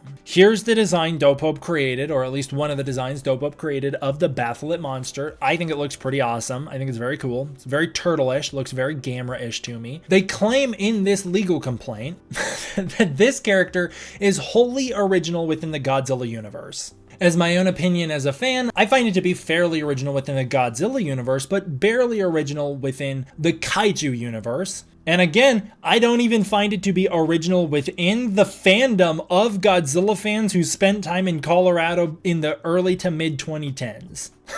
I don't know, man. But again, it's not a Godzilla universe monster. He's not in the Godzilla universe. They say he's wholly original within the Godzilla universe. He's not part of the Godzilla universe. You're part of the fandom, but that doesn't mean you're part of the Godzilla universe unless, again, there's something we don't know. I'd love to learn otherwise. That'd be a really groundbreaking part of this case, and it would make a lot more sense how things turned out. But like, as far as we're aware, he's not a part of the Godzilla universe. Just because he's sort of associated with the fan base doesn't mean he's a part of the Godzilla universe. So Batholith was debuted, as you can see here, at G-Fest 2017. They think it was around July 15th. That's when they say that it happened, on or around July 15th, 2017. They also presented a prototype toy based on Dope Pope's design. You can see it's being held here. It actually looks pretty sick, you know. Summit Kaiju began promoting and marketing a planned animated series, The Legend of Summit Kaiju, around this time. Now, while the series was trademarked, it seems, or copyrighted in 2017, and they wanted to release it in 2018, it didn't release in 2018. This states that it's an animated series released in 2018. Now, what it's literally referring to is the cover art. The cover art was released in 2018. The animation wasn't. Later on, they're going to claim that by creating Methuselah, it prevented them from creating this animated series. Well, Methuselah came out in 2019. In mid-2019, you were supposed to get your animated series out in 2018. Godzilla King of the Monsters hadn't even come out yet. So how did Godzilla King of the Monsters impact your animated series? It couldn't have. Maybe I'm misunderstanding the legal verbiage here, and that's not literally what they're trying to claim, but that's how I understood it. And again, I've got it all linked down below so you can go read it for yourself. I highly recommend reading for yourself and coming to your own conclusions here. They state that this was heavily promoted within the Godzilla community on various websites and social media groups, and that Dope Pope posted the initial sketches and final renders of Batholith on his social media accounts as well. I don't think I had ever seen them, but I was aware of Summit Kaiju. I would imagine that these were on Facebook. Like, I'm trying to remember if I've ever seen anything of this before. If I have, it was probably reshared by Gormoru Island on Facebook back in the day, but I can't confirm that. I don't know. I don't remember it, is what I'm saying. The complaint alleges that Legendary unlawfully copied Batholith and included it in Godzilla King of the Monsters. The character was also copied for the novelization as described as a living mountain. That's what they're saying here, is that it's described as a living mountain, and it was copied in Godzilla King of the Monsters. It was reproduced in Godzilla King of the Monsters and in the novelization. Here's some fun information that I'm not sure if it's 100% accurate or not, but if it is, it's actually kind of cool fun fact for Godzilla fans out there. We get a little extra context here where we find out that a script for Godzilla 2 was developed all the way back in 2014 after Legendary acquired the rights for King Ghidorah, Mothra, and Rodan. Of course, they announced that at Comic-Con that year, but problems arose. Michael Dougherty and Zach Shields were eventually hired to rewrite the screenplay in late 2016, and Dougherty was officially hired as director in early 2017. Maybe that was public knowledge and I totally forgot, but I always remembered it that Dougherty was brought on in 2017 to do script rewrites and was hired as director at the same time. I did not remember that he had already been doing script rewrites since 2016 and was only given the project a year later, or a couple months later, I suppose. The lawsuit alleges that Dougherty stated he wanted to include other Toho kaiju such as Gigan, but couldn't afford to license them from Toho. I've already talked about that. Dougherty did say he wanted to use other Toho kaiju. He didn't specifically say he wanted to use Gigan in King of the Monsters. He said he wanted to use Gigan at some point. And they argue here that Legendary replaced Gigan with Batholith and called it Methuselah because they couldn't afford the rights to Gigan. My personal non-legal opinion is that this is a blatant misrepresentation of Godzilla King of the Monsters concept art. They point out this concept art from the Godzilla King of the Monsters concept art book. Like, you can see this is the concept art from the book. It features Gigan here, and then there's Methuselah down there. So it looks like they replaced Gigan with Methuselah. I guess in this context, this little crab critter is maybe supposed to have been the thing that turned into Scylla? Like, I don't know. Are we doing a one-to-one comparison here? The problem arises if you look at the actual concept art for yourself. So I found this to be a little disingenuous. As you can see here, here's the spider creature that many fans theorize might have been Kumonga that eventually got replaced with Scylla. There's Rodan. Obviously, Rodan is the licensed monster that they already knew would be appearing in the scene. So, of course, he is consistent across all fan art. Over here, I couldn't even tell you what this is supposed to be. I would think that this thing is actually the most similar of anything we see in this concept art. This little spider critter, because we've already gotten Scylla, is most similar to Methuselah. I would argue that Gigan is most similar to the Muto, considering fans have been drawing parallels between Gigan and the Muto since 2014 came out. They both got the claw hands, they both got the red visor eyes, tons of parallels between Gigan and the Muto. This ape is King Kong. I guess he's replaced with Behemoth, but this is King Kong from 2005. It is Peter Jackson's King Kong. So you mean to tell me if we're taking this at face value, Legendary was going to have Kumonga, Rodan, unknown critter. Why is he the only unknown? I don't know, he is. Gigan, and freaking King Kong bow to Godzilla at the end? Does that not completely defeat the purpose of Godzilla vs. Kong, the next movie in line in the Legendary universe? I'll go through this more in a second here, but one thing I just want to say is we won't actually have a full answer to why this art was drawn the way it does unless we reach out to Jeremy Hanna, which I personally don't think it's worth bothering them. Also, a lot of the times, like if you work for Weta, for instance, a lot of these artists are not actually allowed to discuss why they drew these things or like what the process behind them was, as a lot of that is still protected by NDA, but I will point out in a minute how you cannot make a one-to-one correlation between these, which I guess it's kind of ironic that it looks like, you know, there appears to be 5 monsters bowing to Godzilla, and in the final version of the movie there's Scylla, Rodan, Methuselah, Muto, and Behemoth. So there's 5 in the movie and 5 in this concept art, so that seems like maybe a coincidence to say that you could draw a one-to-one parallel. But using the argument that the Summit Kaiju complaint is using, we would have to believe that all of these would be Toho Kaiju, right? Because they wanted to license Toho Kaiju, but they couldn't get the rights, such as Gigan. Well, who is this? What Toho Kaiju is that? Is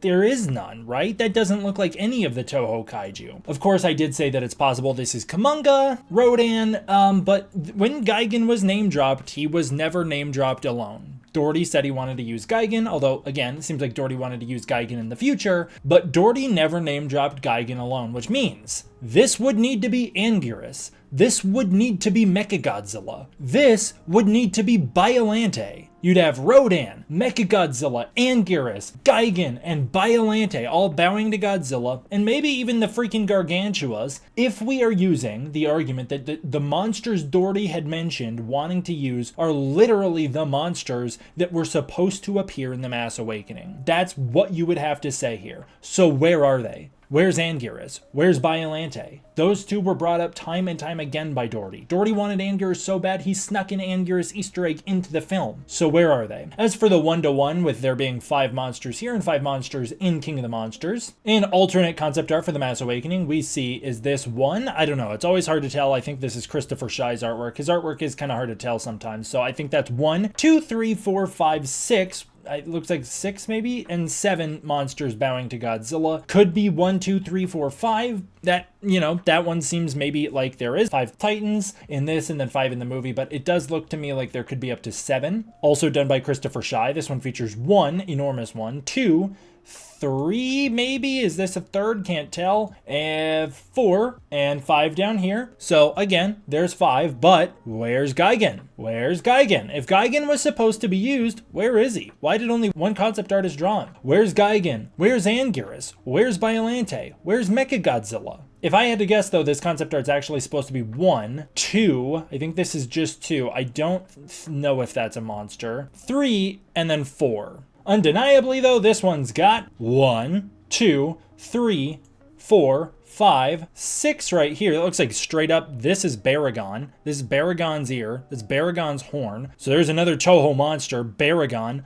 Unnamed up until now. We've never even mentioned Baragon up until now, but here's Baragon, straight up in the concept art. I'll talk about some of the others here in a second. And then 7 with Rodan. So there's 1, 2, 3, 4, 5, 6, 7. So there's way more than 5. Like in King of the Monsters, there's only 5, but here we have 7, including Baragon. Another monster that is very, very similar to Methuselah. Another monster that kind of has a Mountain Ridge-ish back, okay? I actually didn't bring this up during the main recording, so I'll bring it up now as well while we're talking about the concept art before we get into more of those bowing concept arts. These are the official renders of Methuselah. This is as far as they made it in the CGI design process. They really textured out the face for the close-up shots of the face, and then other than that, it's all just kind of like undone, amorphous kind of texturing. As from the concept art, we can see where they were heading. They didn't quite make it there. We're missing so much of the textures on Methuselah. We're missing so much of them. It looks like this is mostly the finalized design, right? So we don't have all of the textures that Methuselah needs, all the vines, all the peaks, you know, all the little sharp ridges and everything. We don't actually make it fully there, all right? So we can see where we're heading. Of course, looking here, we're missing other details, like we were not even there yet. The back's a little less defined as this one, and we're missing the tail, you know. We need the tail. But even still, this is as far as they made it. They still don't look the same. You can draw more of a connection here because the feet are a little more like purely stump-ish, you know, and you see these feet are a little more purely stump-ish. But we've seen in other concept art that they intended to have Methuselah's foot sticking like there was going to be claws coming off the back of it. This foot looks entirely different than this foot. Like overall, he's got the same kind of gorilla-ish stance, but the mountain ridges on the back don't even look the same. Like this one looks totally different. This one, again, reminds me a lot more of this. Like this is a far closer comparison in my opinion. especially with the face and the spines on the back. And to take it a step further, when you actually see it in the film, the final context, the final presentation of Methuselah, it looks so different. You know, you can see that even though this is where the model left off, once you added the texturing and the details to it in the film, all of the elemental factors, gosh, does that look so different. And does it really look different from this guy? Like, these don't look the same at all. These look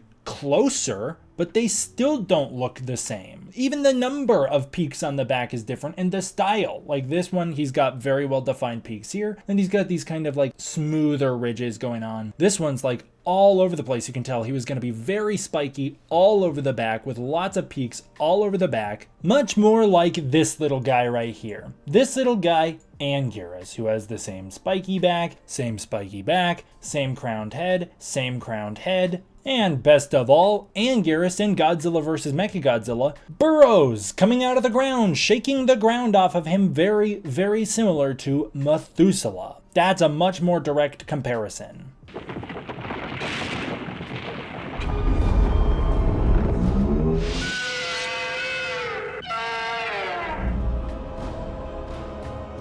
Now here's where it gets even more interesting. This isn't even unique concept art. This is a practice that is done with many, many concept arts where they do multiple iterations. I showed you concept art of Methuselah earlier that went under multiple iterations. Check this out. Same concept art. You've got the spider over here. You've got less smoke over here. You've got Rodan. You've got less atmosphere, way less rubble, especially around here. It looks like this was actually supposed to happen in DC because Godzilla is right in front of what looks like the Capitol. Could be in Boston still too though. You've got this critter. It remains the same. Gigan remains the same, but Kong has been replaced with this mysterious what? What is that mysterious blob? It's just to represent a kaiju bowing. Here's the first iteration. Here's the second iteration. You can see the clear changes that were made. Like I said, the rubble is way more intense here. It gets way more cleaned up here. King Kong's here. He's gone here. There's way more destruction and smoke over here. It's gone here. These were just placeholder monsters. Here's more concept art. I believe this is done by Christopher Schei. It shows this weird little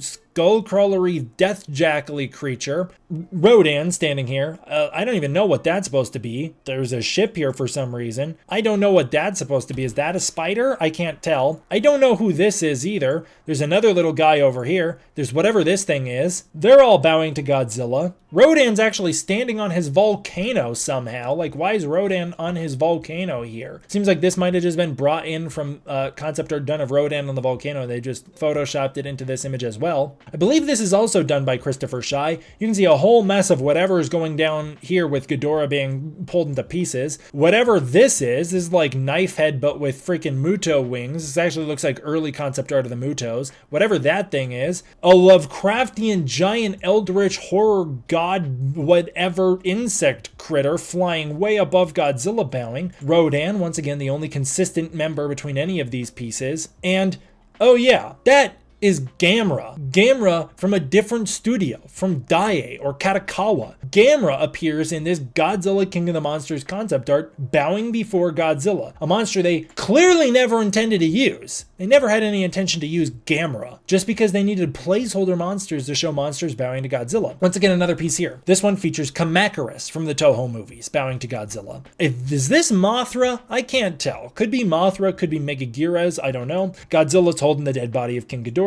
We've got a dragon down here. Here's another Kumonga looking guy. Rodan's flying up here. Rodan's part of this, looking great. And oh, that's right, Gamera. Gamera's back.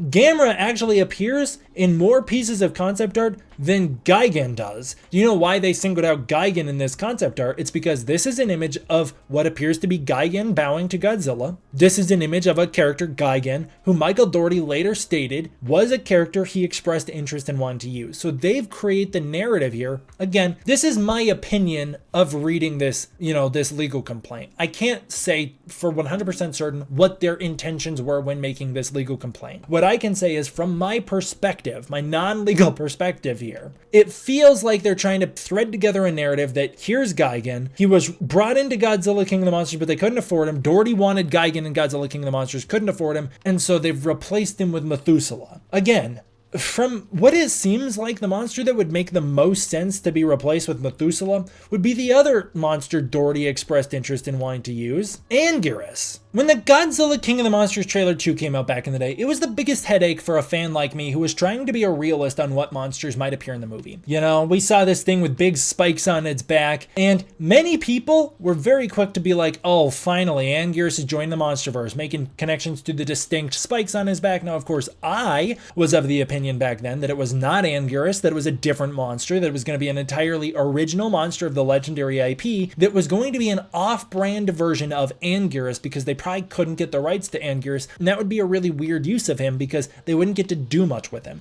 I was always under the impression that Anguirus could have been in contender to appear in King of the Monsters, but was replaced with this guy, and so many people didn't believe me. The fan base never looked at this scene and went, holy shit, that's Batholith. That's Batholith, guys! That's Summit Kaiju's monster. Every Godzilla fan, well documented in my videos where I slowly was going insane, thought that that was Anguirus.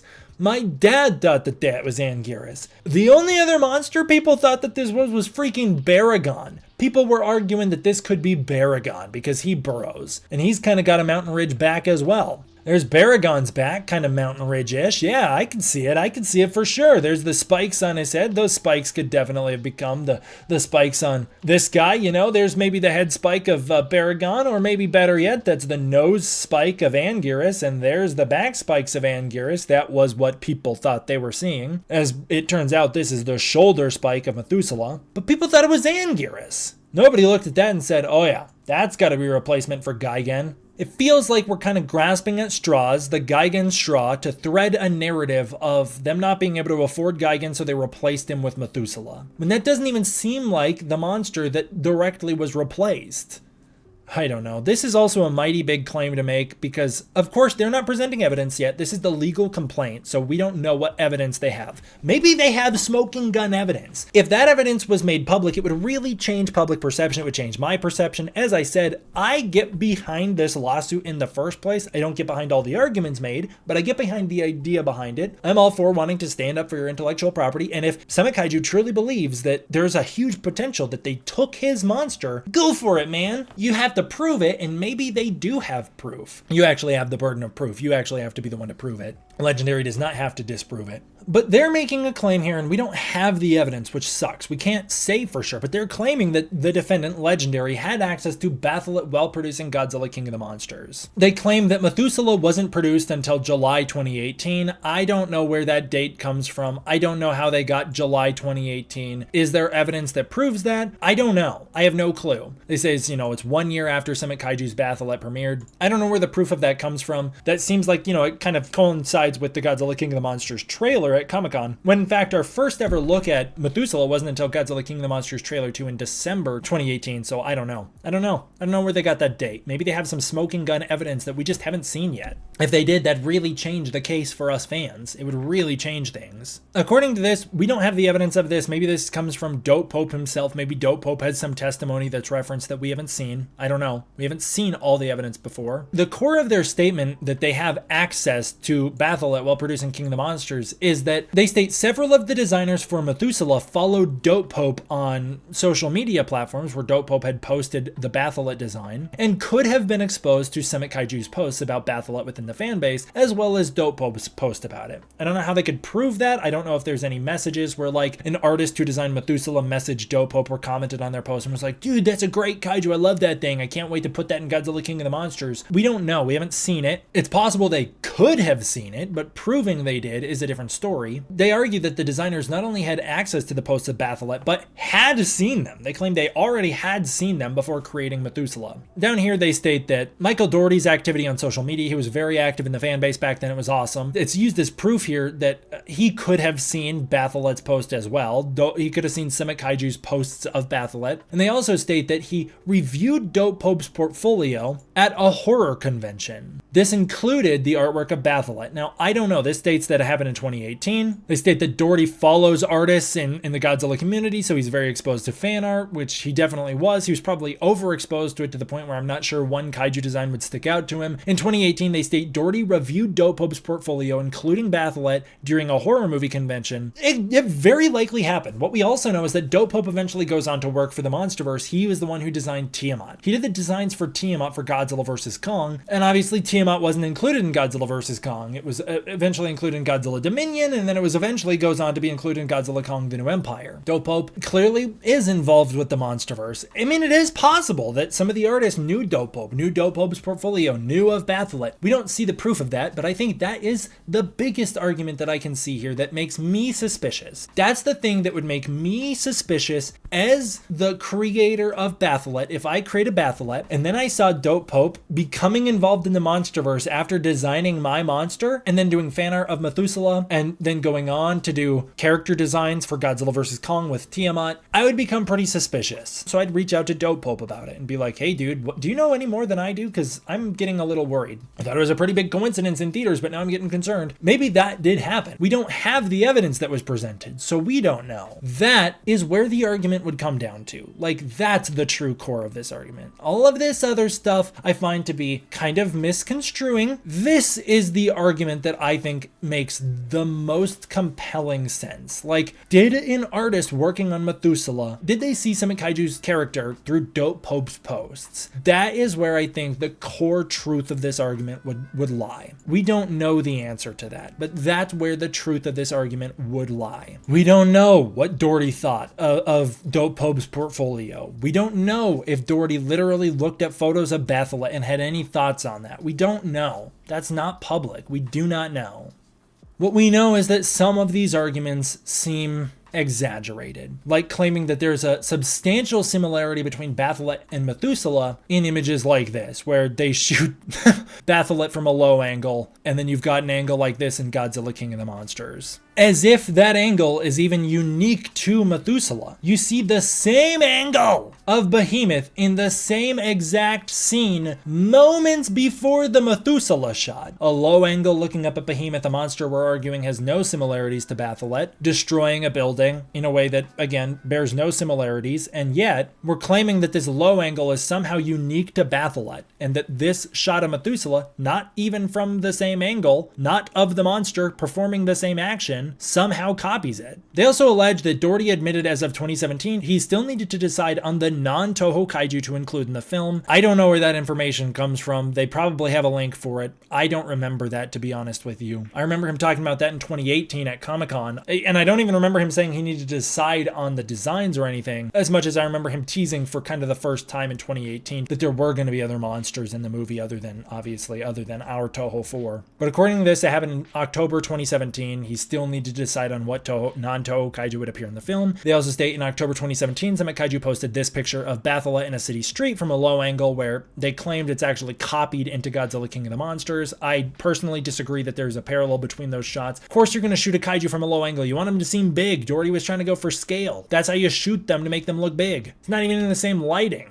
They argue that the novelization for Methuselah describes him as a mountain standing up on 4 immense legs and as part of a legend, and that's similar to Summit Kaiju's unfinished animated project, The Legend of Summit Kaiju. Like, boy, do I find that it's part of a legend to be a flimsy excuse. Like, again, I'm not legally involved in this battle. I don't have to be fighting the good fight on behalf of a massive major corporation who has more money than I will ever dream of having, and who could absolutely annihilate me into the ground at any time they want to. Again, I'm all for Summit Kaiju fighting the fight for his own IP. That's not the argument I'm making here. The argument I'm making is that I personally don't see some of this evidence as compelling. Maybe the court does, but I don't. Like this part, describing him as a monster that's a part of a legend, similar to Summit Kaiju's Legend of Summit Kaiju. Well, yeah, guess what? Methuselah's design is similar to every mountain kaiju ever. It does look like a mountain standing up. Doesn't look like the same mountain monster. The same way you can describe any freaking monster with a mountain on its back as a monster with a mountain on its back, or a mountain standing standing up, including the freaking world turtle, it equipped with the 4 legs and everything. And every single Titan in the Godzilla King of the Monsters novelization is part of a legend. They all have legends about them. Every single one of them. The Godzilla King of the Monsters novelization is super clever in that many of the chapters open up with a legend about the kaiju at hand. So stating that it's because it's part of a legend, it's similar to the legend of Summit Kaiju, like that's crazy. How? How are we drawing a connection to it being a part of a legend? Like, that's every monster in King of the Monsters. That relies on a lack of context and knowledge about what actually happens in the Godzilla King of the Monsters novelization. It's only an argument that's compelling if you have not read the novelization. It's argued that the similarities between Batholith and Methuselah caused public confusion within the Godzilla fandom. You know, here are 2 images kind of comparing them. This is actually a side view of Batholith, whereas this is a head-on view of Methuselah, and they don't even actually have the same mountain ranges. There you can get a really great look. It's got some very defined peaks on its back. As you can see, like the logo features 4 peaks on its back. This features, it looks like similarly 4, but they're a little less specifically designed like they are on that little animated logo. Here's some concept art of Methuselah, by the way, just so you can get a good look at it. So they do state that there's the similarities between the characters have caused a lot of confusion within the Godzilla niche, and this is something I also find to be a very compelling point, and I feel very bad for Summit Kaiju on this end, and I would be really, really frustrated to be in Summit Kaiju's position. To post your monster and have people being like, isn't that one of the Titans from Godzilla King of the Monsters? That would make me annoyed. I'm pretty sure, I cannot remember specifically, I tried to find it on Facebook, but I wasn't able to find it. I'm pretty sure this is a post that's a little bit being debated within the fan base at the moment, where Summit Kaiju posted and asked, like, wouldn't it be cool to see Batholith appear in the MonsterVerse? And so people are like, yes, please, it's a very cool creature design. I would love all of them as figures. Or maybe they're asking if, like, wouldn't it be cool if this was made into a figure? But this guy's like, isn't that one of the Titans from King of the Monsters? That would upset me as well. I would be like, oh my god, I'm so sick of Methuselah. I would feel really frustrated to be in this position. Here's another post. They posted their monster and someone comments saying, that's a Methuselah knockoff. And like, yeah, I would be like, oh my god, I created mine first. You can even see he tries in the description here, like 2017, copyrighted 2017, clearly trying to be like, I did it first, dang it, I did it first, just for this dude to be like, hey, that's a Methuselah knockoff. I would be annoyed as well, and I could see an argument, once again, that there's been some brand damage there, and that there's been some potential financial damage, like who's gonna want to buy a Batholith figure if a Methuselah figure comes to market, because why would you want the off-brand one? You could get the name brand Godzilla monster that appears in a Godzilla movie, so that'd be frustrating. To have a monster similar enough to where some people view it as like almost you're the derivative one. It's as derivative as all the other mountain monsters that exist. So if maybe more people were exposed to Ultraman or Gamera, they would have a bit more of a wide range of being like, hey, that looks like this monster from Ultraman. But fans did factually mistake them as being similar characters, and in some cases people thought it was the same character. Fans are also pretty stupid. They thought straight up the mother Longlegs in Kong Skull Island was Kumonga, and they also thought that damn dude in the ground was Anguirus when it was Methuselah. So are we really taking the word of fans? Because they always get things wrong. They allege that the confusion over the ownership of the rights to the character have prevented Summit Kaiju from developing merchandise and the planned animated series. Now again, that animated series was supposed to come out in 2018, I thought. So how did Godzilla King of the Monsters, which comes out in 2019, impact that? But I would like to say, this is also a super compelling point. If I'm Summit Kaiju, I'm worried that if I continue making stuff of Batholith, maybe Legendary gets wise and is like, hey, that looks similar to our thing. We can come after that guy and say like, hey, we know you created yours first, but we have the copyrights to it. We're going to put the kibosh on yours. Now that would be a really hard claim for Legendary to make, considering, and they didn't try to make that to our knowledge, but that'd be a hard claim for them to make, considering that Batholith has been around since 2017 in the public eye and copyrighted since 2017. That's the more important part, that it was copyrighted back in 2017. But I can understand how you could get concerned about producing future Batholith merch and stuff if Legendary could potentially come after you about that. Like, I'd be worried about that personally. I would be, and I would get really concerned about that. Again, I think that there is a reason for Summit Kaiju to stand up for themselves in this lawsuit. I do think that there is a completely valid basis to be like, I'm going to get ahead of this. Before they come after me, I'm going to establish a basis in court that my character is my own and that theirs is more derivative of mine than mine is of theirs. I don't agree with the fact that they say Legendary failed to recognize and attribute Summit Kaiju as the designer of Batholith. Batholith's not the original design for Methuselah. Like, we have no proof of that anyways. So that seems like a big leap from my perspective.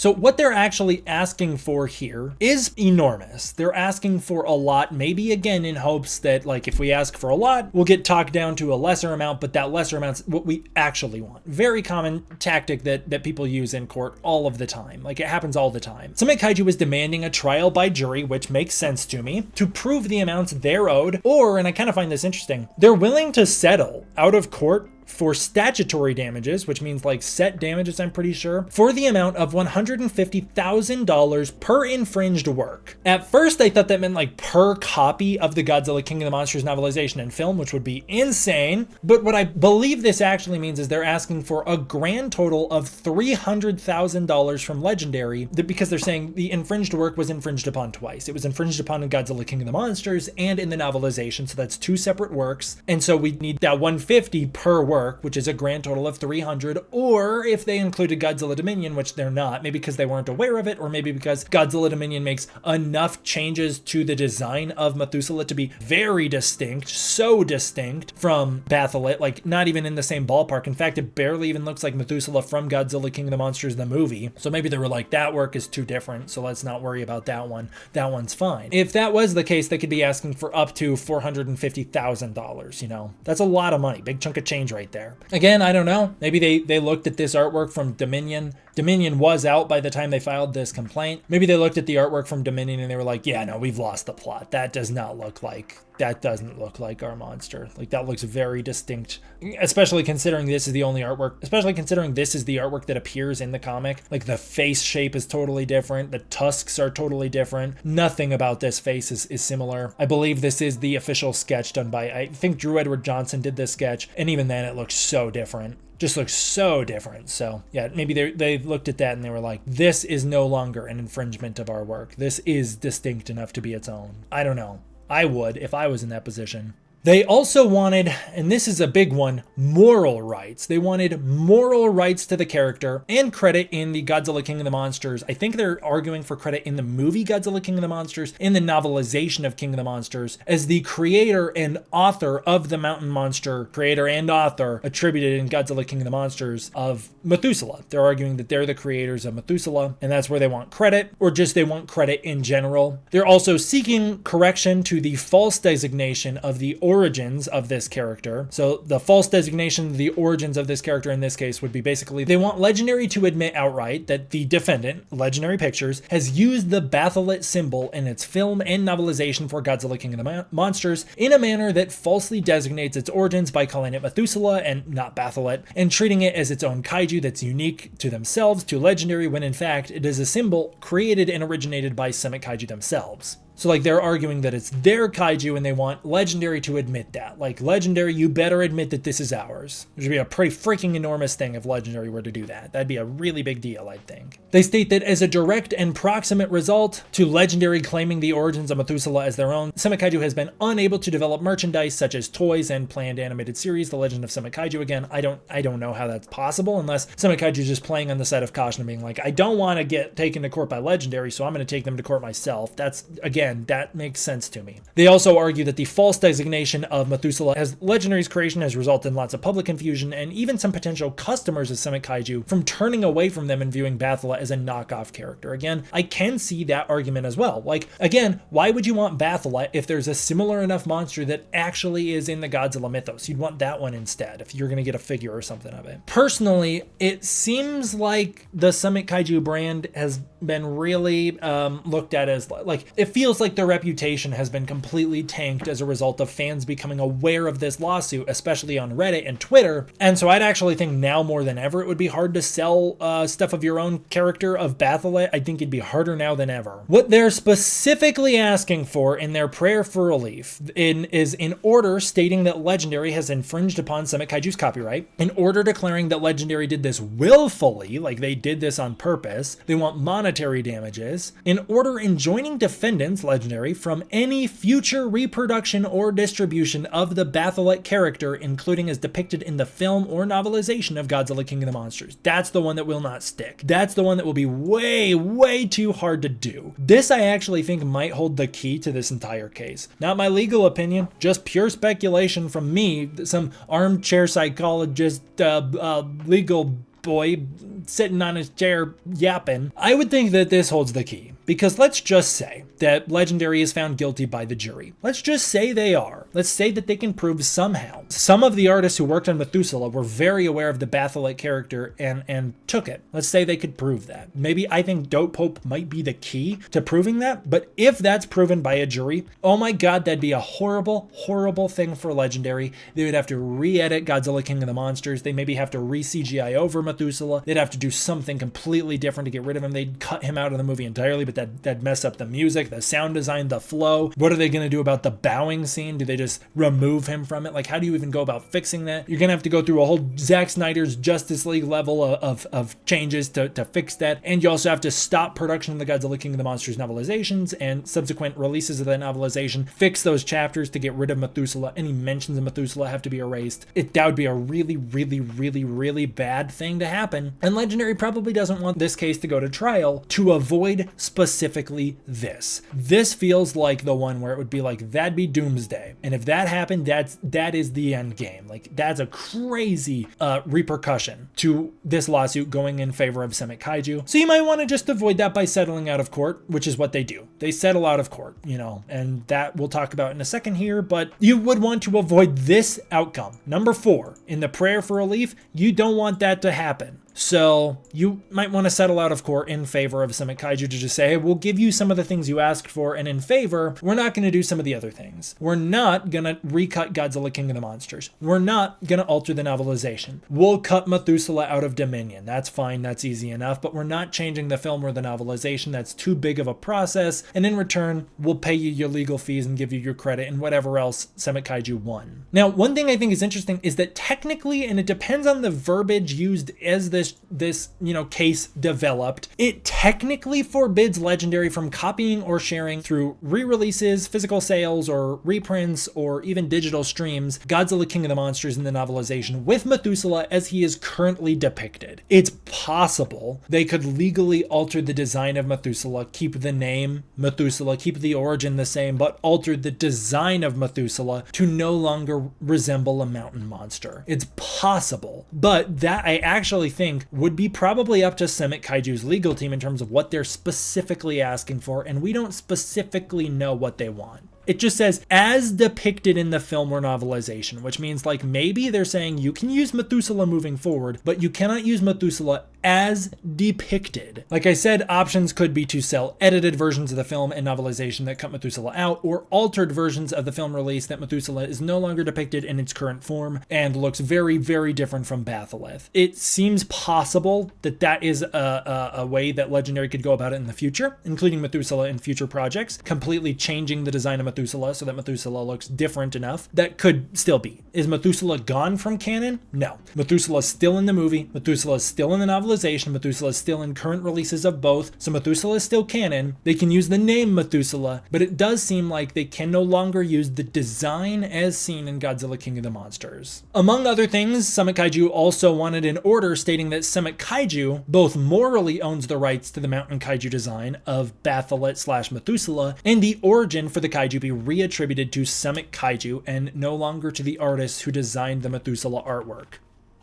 The next update to this is this document. This is the next public document that I could find, and a lot of these documents are out there, but they're kind of paywalled, and a lot of them are also hard to find or restricted. So this is the next public document and the next most important one. Legendary filed a motion for dismissal on April 12th, 2022. This is just a couple months after the original complaint was filed. The case states that Summit Kaiju hired an artist to develop designs for a kaiju set in the renowned Godzilla mythos. Like, that's what the case is arguing. Again, Batholith is not in the renowned Godzilla mythos, so that still feels weird to me. Legendary filed a motion to dismiss the complaint, stating a failure to state a claim. So it's a technicality. Basically, they were like, hey, they technically failed to do this small part of the court procedure, and so therefore you should waive the trial, which is of course a thing a major company is going to do. I kind of think that's a pretty shady move to get it removed on a technicality like that, and it actually seems like the court agrees. The court decided that they would not waive the trial like that. Summit Kaiju did pass the towel test, which is a really important thing. So they passed the official towel test, which means that the court decided the character of Batholith has physical and conceptual qualities that make it unique and might not have been sufficiently delineated from with Methuselah. So they're stating that both characters might not be recognizable as their own, and that there might be a lack of distinctive and unique qualities between both monsters. As for my poor dude Methuselah, like, this is the only shot we see of his freaking back, and the mountain range doesn't even line up a little bit to Batholith. The face looks wildly different, looks nothing like him, and then the silhouette here in this shot is ridiculously undefined, so it's hard to use that as proof, you know? But that's the argument at hand here. The court decided that Batholith was not a generic monster having unique qualities of its own, but instead a delineated and identifiable design. I totally agree. I don't think it's just any other generic mountain monster. Both monsters fit into the generic mountain monster category, but I don't think Batholith is literally a generic mountain monster that is not unique. I do think he's unique, and I also think Methuselah is unique, personally. They state that therefore Summit Kaiju does have ownership over Batholith and that design is theirs. The court applied an extrinsic test on these characters, which filters out unprotected or unoriginal elements of both characters and ideas and traits, and then compared it to protectable elements of both. So filtering out the generic stuff, they're both giant monsters, they both have 4 legs. Maybe that was even actually not one of the things they filtered out, I don't know. But filtering out the generic stuff, like they're both giant monsters or whatever, you know, whatever it was.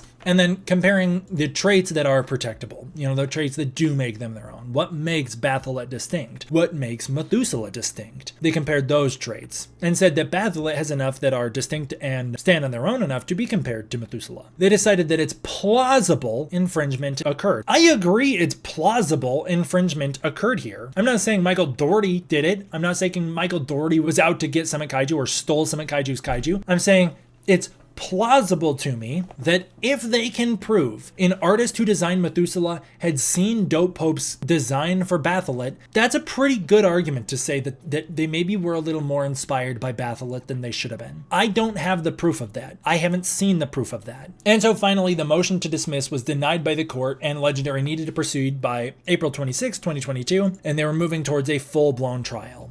All right, so where are we now? Well, you can look this up. It's out there online for yourself. It seems to have some of these PDFs available, but I could not access them. I was trying to access them. I could not access them. This is the most important one that I could not access. So if anybody can access this Tuesday, December 6, 2022 file, it's a PDF. It seems to be one page. It is a mediation report. So it's whatever happened in mediation. This is a report on what happened in mediation. These next two are going to be the next most important files here. I, for some reason, was not able to access them. But after months of back and forth between Summit Kaiju and Legendary, a full-blown trial was completely avoided, and a large list of documents was sealed under confidentiality. On December 6, 2024, a mediation report was filed that mediation had concluded and the case was completely settled. The case has been completely settled. This mediation, which for those of you who don't know what this means outside of court, not in a courtroom, but in a legally defined mediation room, which is basically an extension of the court outside of court. Parties representing Summit Kaiju and parties representing Legendary met and discussed the case, and it's basically one of those ones where you're like, we don't want this to go on any longer. You don't want this to go on any longer. Let's cut a deal. They cut a deal. What the deal was, we don't know, but we have some evidence to suggest how it might have gone. Evidence to suggest would be future releases of Godzilla Dominion have completely erased Methuselah. So, seems like part of it was saying you can no longer use Methuselah in its current form, so they got rid of Methuselah in you know, obviously in Godzilla Dominion, but saying you can keep Methuselah in the novelization and in future releases of the film Godzilla King of the Monsters. So Methuselah stays in the movie, but moving forward, you know, if Methuselah is even allowed to show up anymore, it won't look the same. That'd be my guess. It's also possible that they could have said like, all right, we agree that this is your design. It's possible. Legendary said, we're not here to fight the fight over a monster that appears on screen for 5 seconds. We don't plan to use it in the future, so we're just going to give this one to you. It's possible they went that route where they were like, we're just going to give it to you. Or it's possible that Summit Kaiju's team had compelling evidence that Legendary did not want to enter the courtroom. That they were like, that's going to be bad news for us because if we lose big. As I said, they lose really big. So it's possible they were like, all right, you've got compelling evidence.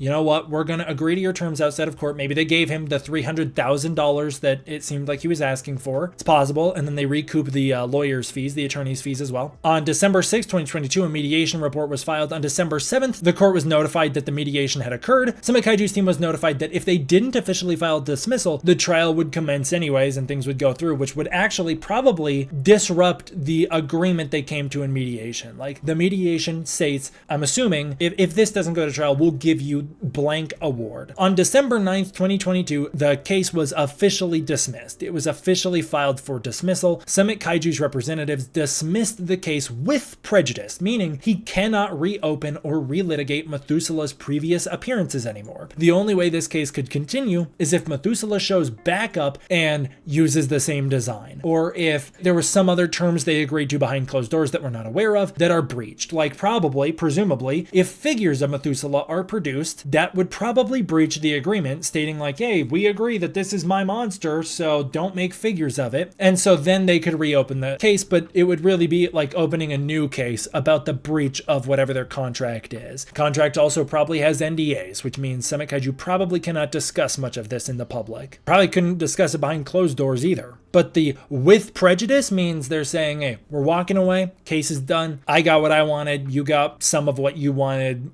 so it's done here, we're done. And that's where we're leaving it. Now, months after this happened, like months and months after, almost a full year later, on November 19th, 2023, we have our first public update about the case. Spiral Studios is asked if they have plans to produce Methuselah. Of course, their Titans of the MonsterVerse line has produced many, many monsters of the MonsterVerse, and they say, it seems like there's a typo here, but they say, we're truly sorry to inform you that we don't not plan, which I'm thinking they're saying do not plan, nor can have the rights to produce Methuselah no matter how much we want to, which means Methuselah overall might be on lock. It might not just be the design, it might be the whole character, or it could just be because the character hasn't shown up with a new design yet. They haven't debuted a new Methuselah design, therefore Spiral Studios cannot have the rights to Methuselah. They say, much apology to you all, but we are not allowed to disclose such information.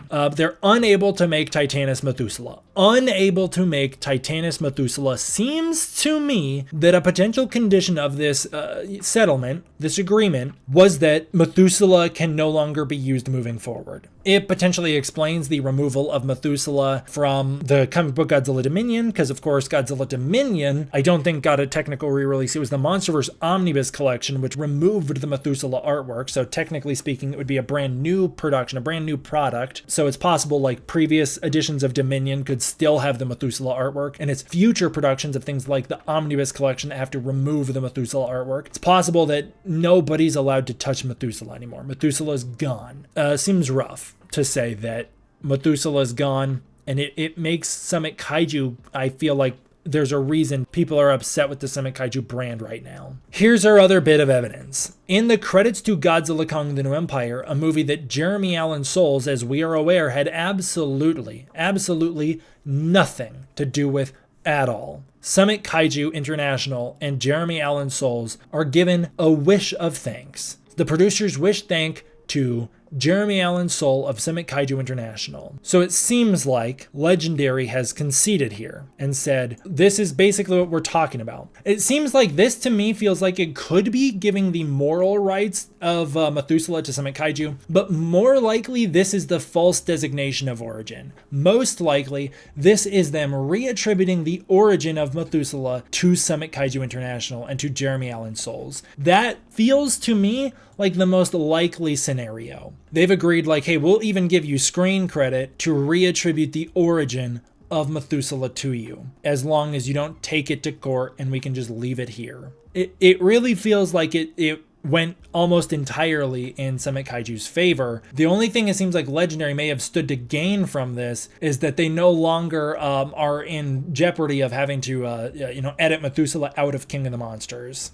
Alrighty, I have a few final updates to add and go through here with you guys. This is where the story leaves off. These are the last updates as of right now. This first one is a screenshot from a meme a Spiral Studios employee shared. So as I just said, Spiral Studios openly admits on the market they are not allowed to make Methuselah figures. They don't have the rights to produce Methuselah. They are unable to make Titanus Methuselah. They can't make him. And yet, a couple months ago, a Spiral Studios employee shared this meme. Spiral Studios, look Looks like Methuselah's back on the menu, boys. This came out at a very important time in the fanbase, a time when this whole case, the whole Methuselah trial, was finally being discovered by the fans. Despite the fact that this happened between 2021 to 2022, it didn't start to become a thing within the fanbase until 2024. I heard about it and was updated about it in 2023, I believe, but I didn't think much of it. I heard about it again in 2024, and again, didn't think much of it until I spoke to Jeremy in person about the case. Then it got discovered widely in the fanbase earlier this year in 2025. Fans on Reddit have been digging into the case, trying to piece together the story for themselves. I've seen a lot of people very confused over the resolution of the case. So when this kind of surfaced and people noticed that the case was dismissed, Summit Kaiju dismissed the case, they thought he literally just dropped it and moved on. Like he was not gonna win, so he dropped it and moved on. And that's not what happened, as I discussed. A settlement happened behind closed doors where both parties agreed to give up something. So nobody technically won. Summit Kaiju, it seems, stood to gain more from this, but Legendary didn't win, Summit Kaiju didn't win, neither party won technically. People falsely reported that as being that Legendary won outright, and I believe the Spiral Studios employee may have been confused, tweeting this meme out or posting this meme, believing that they could make a Methuselah figure because the case had been dropped. In some ways confirming, even though we already know, we know, that this case is literally the reason why they weren't able to produce Methuselah in the first case. So this is in a way confirmation directly of that. The problem is, there's been no update on this. Spiral Studios employee never got back about why they posted this. I believe this has actually been taken down, as I was struggling to find the original post. I could only find it through a screenshot in a Kaiju Canuck live stream, so it seems like this post may have even been taken down because it might just be simply wrong. They may have been wrong about this. Kaiju Canuck on that live stream feared and speculated it's possible Methuselah's back on the menu, but they would have to radically alter the Methuselah design, or what could be in some cases, for many people, a worst case scenario, they alter Methuselah to look like Batholith.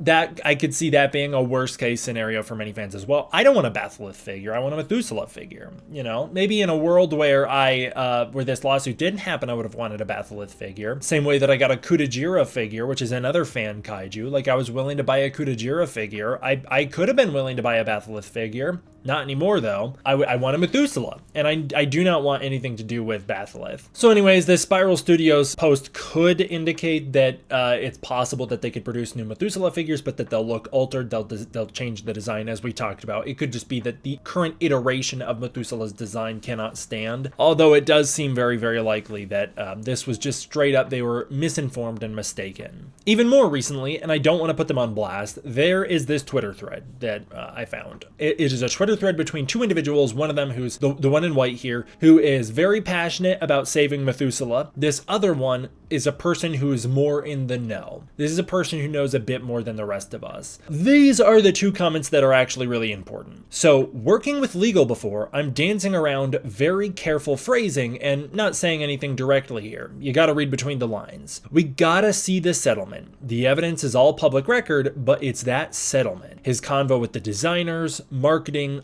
all of it. Facebook messages and DMs, copyright, all of it. I've seen it. Follow the money. Work forward and backwards. Red string on a board for this. Basically what they're saying is they've seen some of this evidence. Now, they say the evidence is public, but I wasn't able to find it. They claimed it was on Pacer, but I could not find this case on Pacer. You can look it up for yourself. I couldn't find it on Pacer. Supposedly on Pacer, there's all of the evidence, including DMs with the designer, as they state, which actually in this case is Dope Pope. So there's DMs with Dope Pope that could be the smoking gun in this case that would give us exactly the context as to what specifically happened and what evidence that they had for their claim. I haven't seen any of that. I tried. I couldn't find it on Pacer. I looked really hard. I asked around about it. I asked this individual about it and they didn't send it to me. I asked other individuals about it and they did not have it. So I don't know. But if there are smoking gun DMs with the designer, we need to know.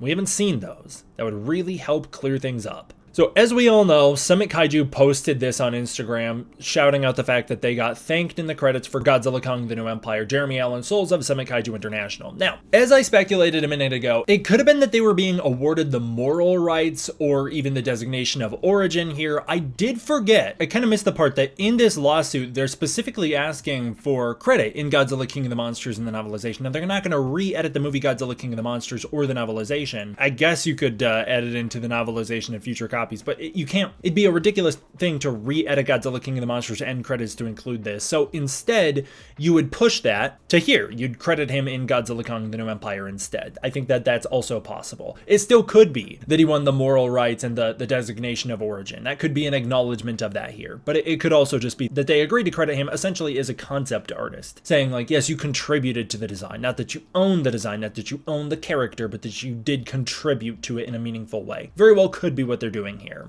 Also, I think it's interesting that they say they're thanking Jeremy Allen Souls of Summit Kaiju International. Now, this is another thing that I didn't really know initially when I was recording this. According to multiple of the individuals in this photo, they are not associated with Summit Kaiju. Summit Kaiju is not a team, but they're not actually technically associated. They're not actually a part of a team, and they're not aware of a Summit Kaiju team existing. They're only aware of Jeremy being the person who runs Summit Kaiju and is the only one on Summit Kaiju, and Summit Kaiju is essentially just an Instagram account or like a Facebook account as well, social media platform. It'd basically be like if I was claiming D-Man 1954 as, you know, a company, but I was the only employee other than a potential lawyer or something. That's at least what some of the people in this photo have alleged. Although I don't know how many employees Summit Kaiju has. It is possible that there are more employees, but I do think it's important to note some of the people in this photo don't wish to be associated with this and also wish to make it clear that they're not a part of a Summit Kaiju team and that they're not aware of even a Summit Kaiju team existing. I would also like to note one thing I find very interesting about Summit Kaiju's post here. Richard Dorton, who plays Kevin in Godzilla King of the Monsters, the left head of King Ghidorah, he did like this post, along with Dope Pope liked this post. Dope Pope would at least know the context of this. Richard Dorton has no idea the context of it. I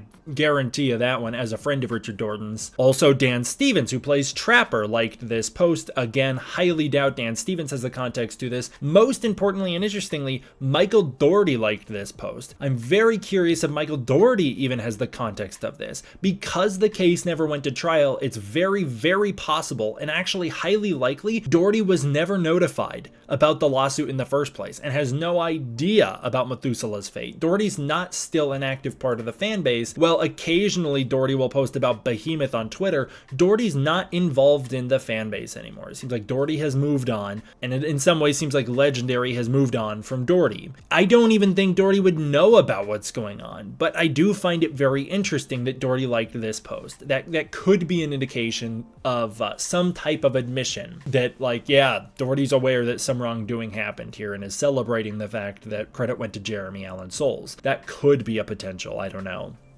What I find even more interesting is the comments on this post. The comments here like, wait, will Methuselah come back anytime soon? Liked by the author, liked by Summit Kaiju, like maybe implying that Methuselah will return? Or this person saying, great, can Methuselah come back now? Liked by the author. The author liked this post. Potentially Methuselah can return. Maybe Methuselah really is back on the menu. But I have seen people very concerned that if Methuselah returns, it won't be Methuselah, it'll be Batholith. And here's a post which suggests that. This comment on the same post. Batholith has entered the MonsterVerse chat, liked by the author. Summit Kaiju also liked to comment on this same post saying, Summit Kaiju is now canon to the MonsterVerse. And he responded in the comment and was like, that's a cool idea or something. Or like, I like that idea. Something like that, right? So very interesting that he would like these posts about Methuselah being back and Batholith entering the MonsterVerse. Maybe a part of the settlement was that, you know, you guys get to use Methuselah moving forward, but it has to be redesigned to look like my Batholith, which in a way is an admission that they're not the same character. Or you have to call him Batholith moving forward and I get the money from it. That's also possible. Now, personally, I don't know about you guys, but I know about me. I know about many others, including Kaiju Canuck. I will not be buying a Spiral Studios Batholith. If Methuselah comes out, even with the name Methuselah, but looks like Batholith, I won't be buying it. I have no interest in supporting a Batholith figure at the moment. Again, until I see some like very compelling evidence to say exactly what happened behind closed doors, I don't at the moment have any interest in supporting Batholith. I would support a Methuselah, but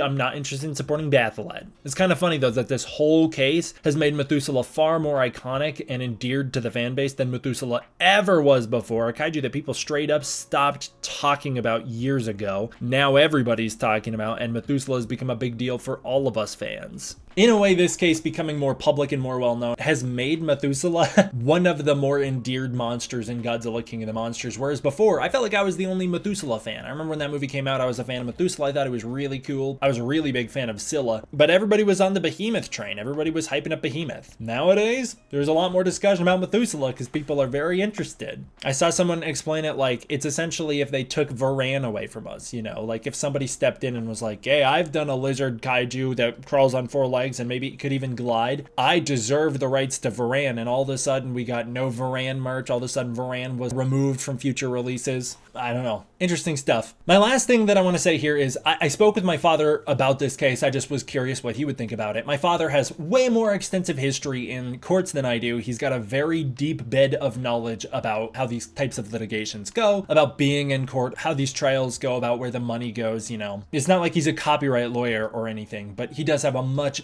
deeper bed of knowledge and way more experience with the court system than I do. He basically explained that like Legendary probably looked at the expenses to litigate this trial, to continue pushing this trial further, and like if they made it to trial in front of a jury, they looked at the time it would take to go through this as well as the expenses of finding evidence, the expenses of paying lawyers, the expenses of all of it, as well as the potential consequences of losing. So even if they decided they had a 100% bulletproof case that Methuselah is their IP, that they did not take inspiration from, or I guess even beyond inspiration, they did not steal Batholith, they can prove that they made Methuselah on their own. They can show how they got there through the design process, whatever. They would still actually wind up losing more money litigating the case and keeping it ongoing than they would by just paying Summit Kaiju to drop it and move on. That's also very likely, because ultimately at the end of the day, they can get a small licensing fee for the rights to Methuselah. You know, you can get a small chunk of change from that, and then Spiral Studios can go on and profit from selling Methuselah figures. Maybe Playmates wants to license Methuselah, or maybe, you know, those types of monsters fall under a bigger, broader umbrella where it's like, we're licensing all of the monsters from that movie, and so Methuselah wouldn't hike the price up that much. Either way, Legendary might not stand to gain a ton off of merchandising Methuselah. I don't know how much they've made off of merchandising the other monsters. It's only very recently that they've even started to try. At the time of this court case in 2022, an attempt had never been made. They had never even made an attempt to sell figures.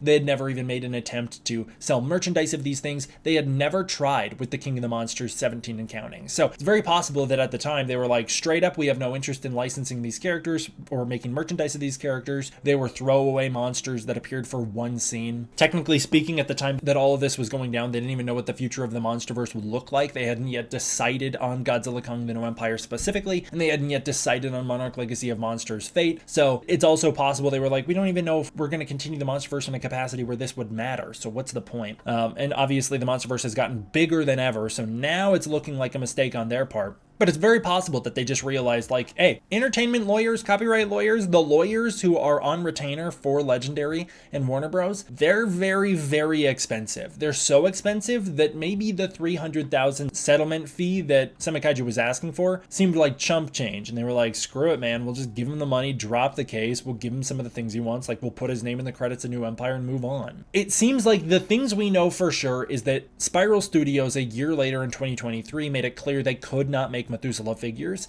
There is current debate as to if they can at the moment, but the odds are they cannot. The MonsterVerse Omnibus collection, which came out in 2024, removed Methuselah from the comic. So that is technically a new production by Legendary. So I don't think it would technically count as just continuing to sell Dominion, which I think if you can still buy Dominion. I think it still has Methuselah in it. It's just that when it was put into the MonsterVerse Omnibus compilation, they removed Methuselah from it. Methuselah doesn't have to be removed from King of the Monsters, the novelization of King of the Monsters, any potential references in the Godzilla vs. Kong novelization, and that one moment in the intro credits of Godzilla vs. Kong that shows Methuselah's face. You get to keep all of this stuff that has already come out the same. But moving forward, Methuselah is officially off the table. That's what I have heard is what happened, is that moving forward, Methuselah's gone. They're not going to be able to produce anything Methuselah moving forward. I've even heard people have been told to straight up refrain from mentioning Methuselah in the expanded materials. I don't even know if that might apply to even if they don't show show him, or it might just specifically be like, don't show him. But as I understand, the case resolved with an agreement that Methuselah is just not going to be used anymore. If Methuselah were to return, I would expect a new design,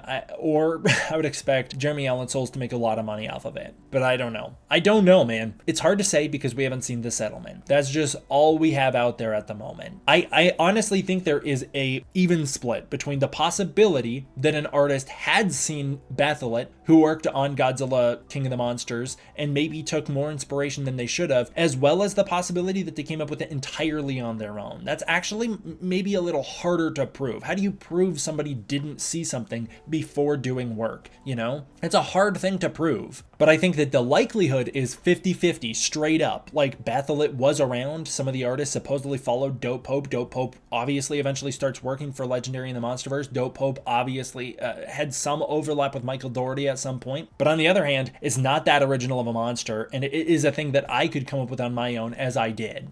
I also think I should mention here, regardless of the outcome of all of this, I think that there was enough change, personally, from Batholith to Methuselah. I don't think that they resemble each other well enough to make this argument. I think that it's a good thing that this was settled out of court because it does not set a legal precedent. If it was settled in court, it sets a very scary legal precedent moving forward, where not just for the fact that fans can start suing the MonsterVerse or Godzilla or Subaraya or whoever for having kaiju that look similar to theirs, but on the opposite end, it states that any company who comes up with a Godzilla-looking monster or whatever is at risk of being sued by Toho. Toho's actually been pretty nice about that. They didn't sue Pulgasori, they didn't sue Youngary, they didn't sue many of the monsters that are very clearly Godzilla. They didn't come after Ultraman and Subaraya back in the day. Obviously, because Subaraya was working with Toho and for himself at the same time, so it was a little different. But there is a very scary precedent that could have been set if Summit Kaiju won this case in a court of law. It would set a very scary precedent that any monster, even generally reminiscent of another monster, is at risk. And so I'm glad that this was settled out of court because it does not set a legal precedent. Personally, I don't think the monsters are similar enough. I think that this case was a whole lot of nothing. I do stand by, if I was in the position of creating Batholith, I might have wanted to pursue legal action, especially if I had compelling evidence to state that they did take inspiration from my design. I don't know if I'm even saying that I should have won that case. I'm just saying I can understand, and I'm not judging taking this to court in the first place. I'm not judging that. I can totally understand it. I don't think I agree with the fact that it was settled seemingly so heavily in Summit Kaiju's favor. But if there is compelling evidence, I am glad it was settled in his favor. If there's compelling evidence out there, I'm all for the little guy standing up for his own character and winning. That's great. I just haven't seen the evidence.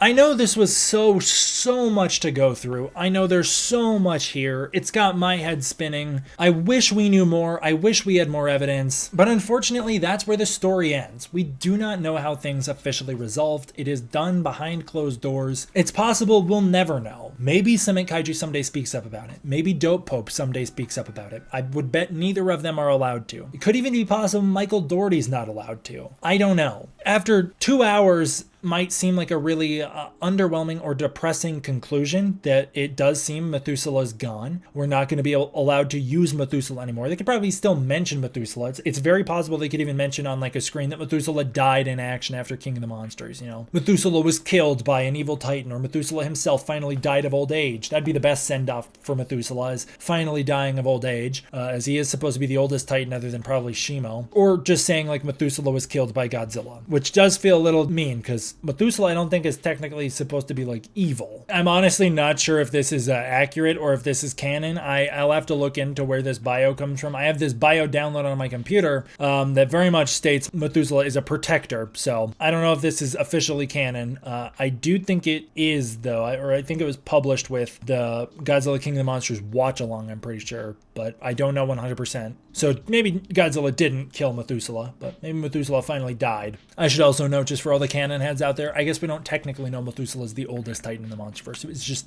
a theory, a widely accepted theory, and heavily implied. Well, anyways, I know this might be an underwhelming conclusion to all of this, and it would suck to lose Methuselah. I feel bad because, like, if there's evidence, true evidence, that Legendary infringed upon the copyright of Summit Kaiju, I mean, it's heavily altered. I think to a degree to where it's fine, but let's say the court disagrees. If there's proof behind the scenes. I feel bad for Summit Kaiju for gaining a reputation of people just like so outwardly being so vocally upset about this whole situation. And to the point where Batholith's very tainted. Like, I don't think Batholith's ever going to sell merch. I don't think Batholith's ever going to sell figures. I think it's a very, very tainted brand. I wasn't there. I didn't see the evidence provided. What I have at my disposal is a legal complaint that I feel is full of holes and full of reaches and full of stretches that don't hold up to my scrutiny. Is it because there was a lot of easy to poke holes in that case? I don't know. What I do know is that what I would consider to be the smoking gun evidence of what did the people behind the scenes know about Batholith before moving forward with Methuselah and what was Methuselah's behind the scenes development, I do know that those are not public. And so it's hard to come to any conclusions for sure. So I'm not here after 2+ hours to jump to a conclusion and say Summit Kaiju's totally in the wrong, super greedy, wildly out of place here. What I'm here to say is I believe in independent artists. I believe in standing up for the IP of independent artists. I believe in defending your IP. I believe that Summit Kaiju had every right to pursue that case. I also believe it was not the move I would make. I would have gone for a much more collaborative approach. This is me. Legendary might not have seen this as worth it, and it might have ruined my case to go for such a low ball, softball, collaborative approach. I would have said, hey, here's the evidence that I think my copyrights was infringed upon. Maybe there's some smoking gun behind the scenes, and I say, I could pursue a very aggressive legal action against you. I would like to be a collaborator. I love Godzilla.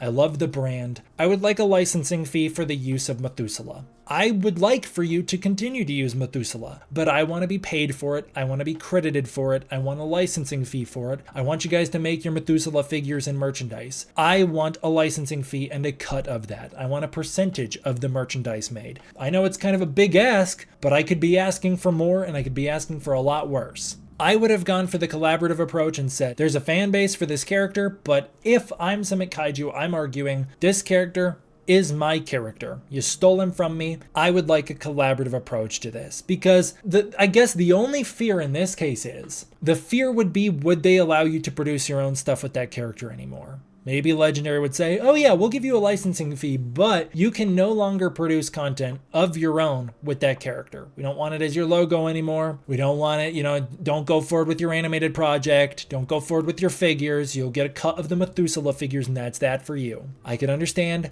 being very defensive over my own character and not wanting it to go that way. So I could understand standing up and being like, no chance. I don't know what happened behind closed doors. I know it's very tricky and very complicated. I know that I personally would want to go for the collaborative approach and that it could very well backfire in my face. I know that a lawyer might advise me not to go for the collaborative approach because it could backfire in my face and they could say, great, you're no longer allowed to use your character though. I would try and argue that like, hey, I get to use my character how I want. I get to license and merchandise my character how I want. I get to, create figures of my character how I want. You're licensing him from me the same way you're licensing Godzilla from Toho, in that Toho still gets to make their own Godzilla movies and you get to make yours. That's the new deal you got with Methuselah, but I'm charging a lot less than Toho ever would. I'm not going to charge as much as Toho does for their kaiju. That's the approach I would have taken.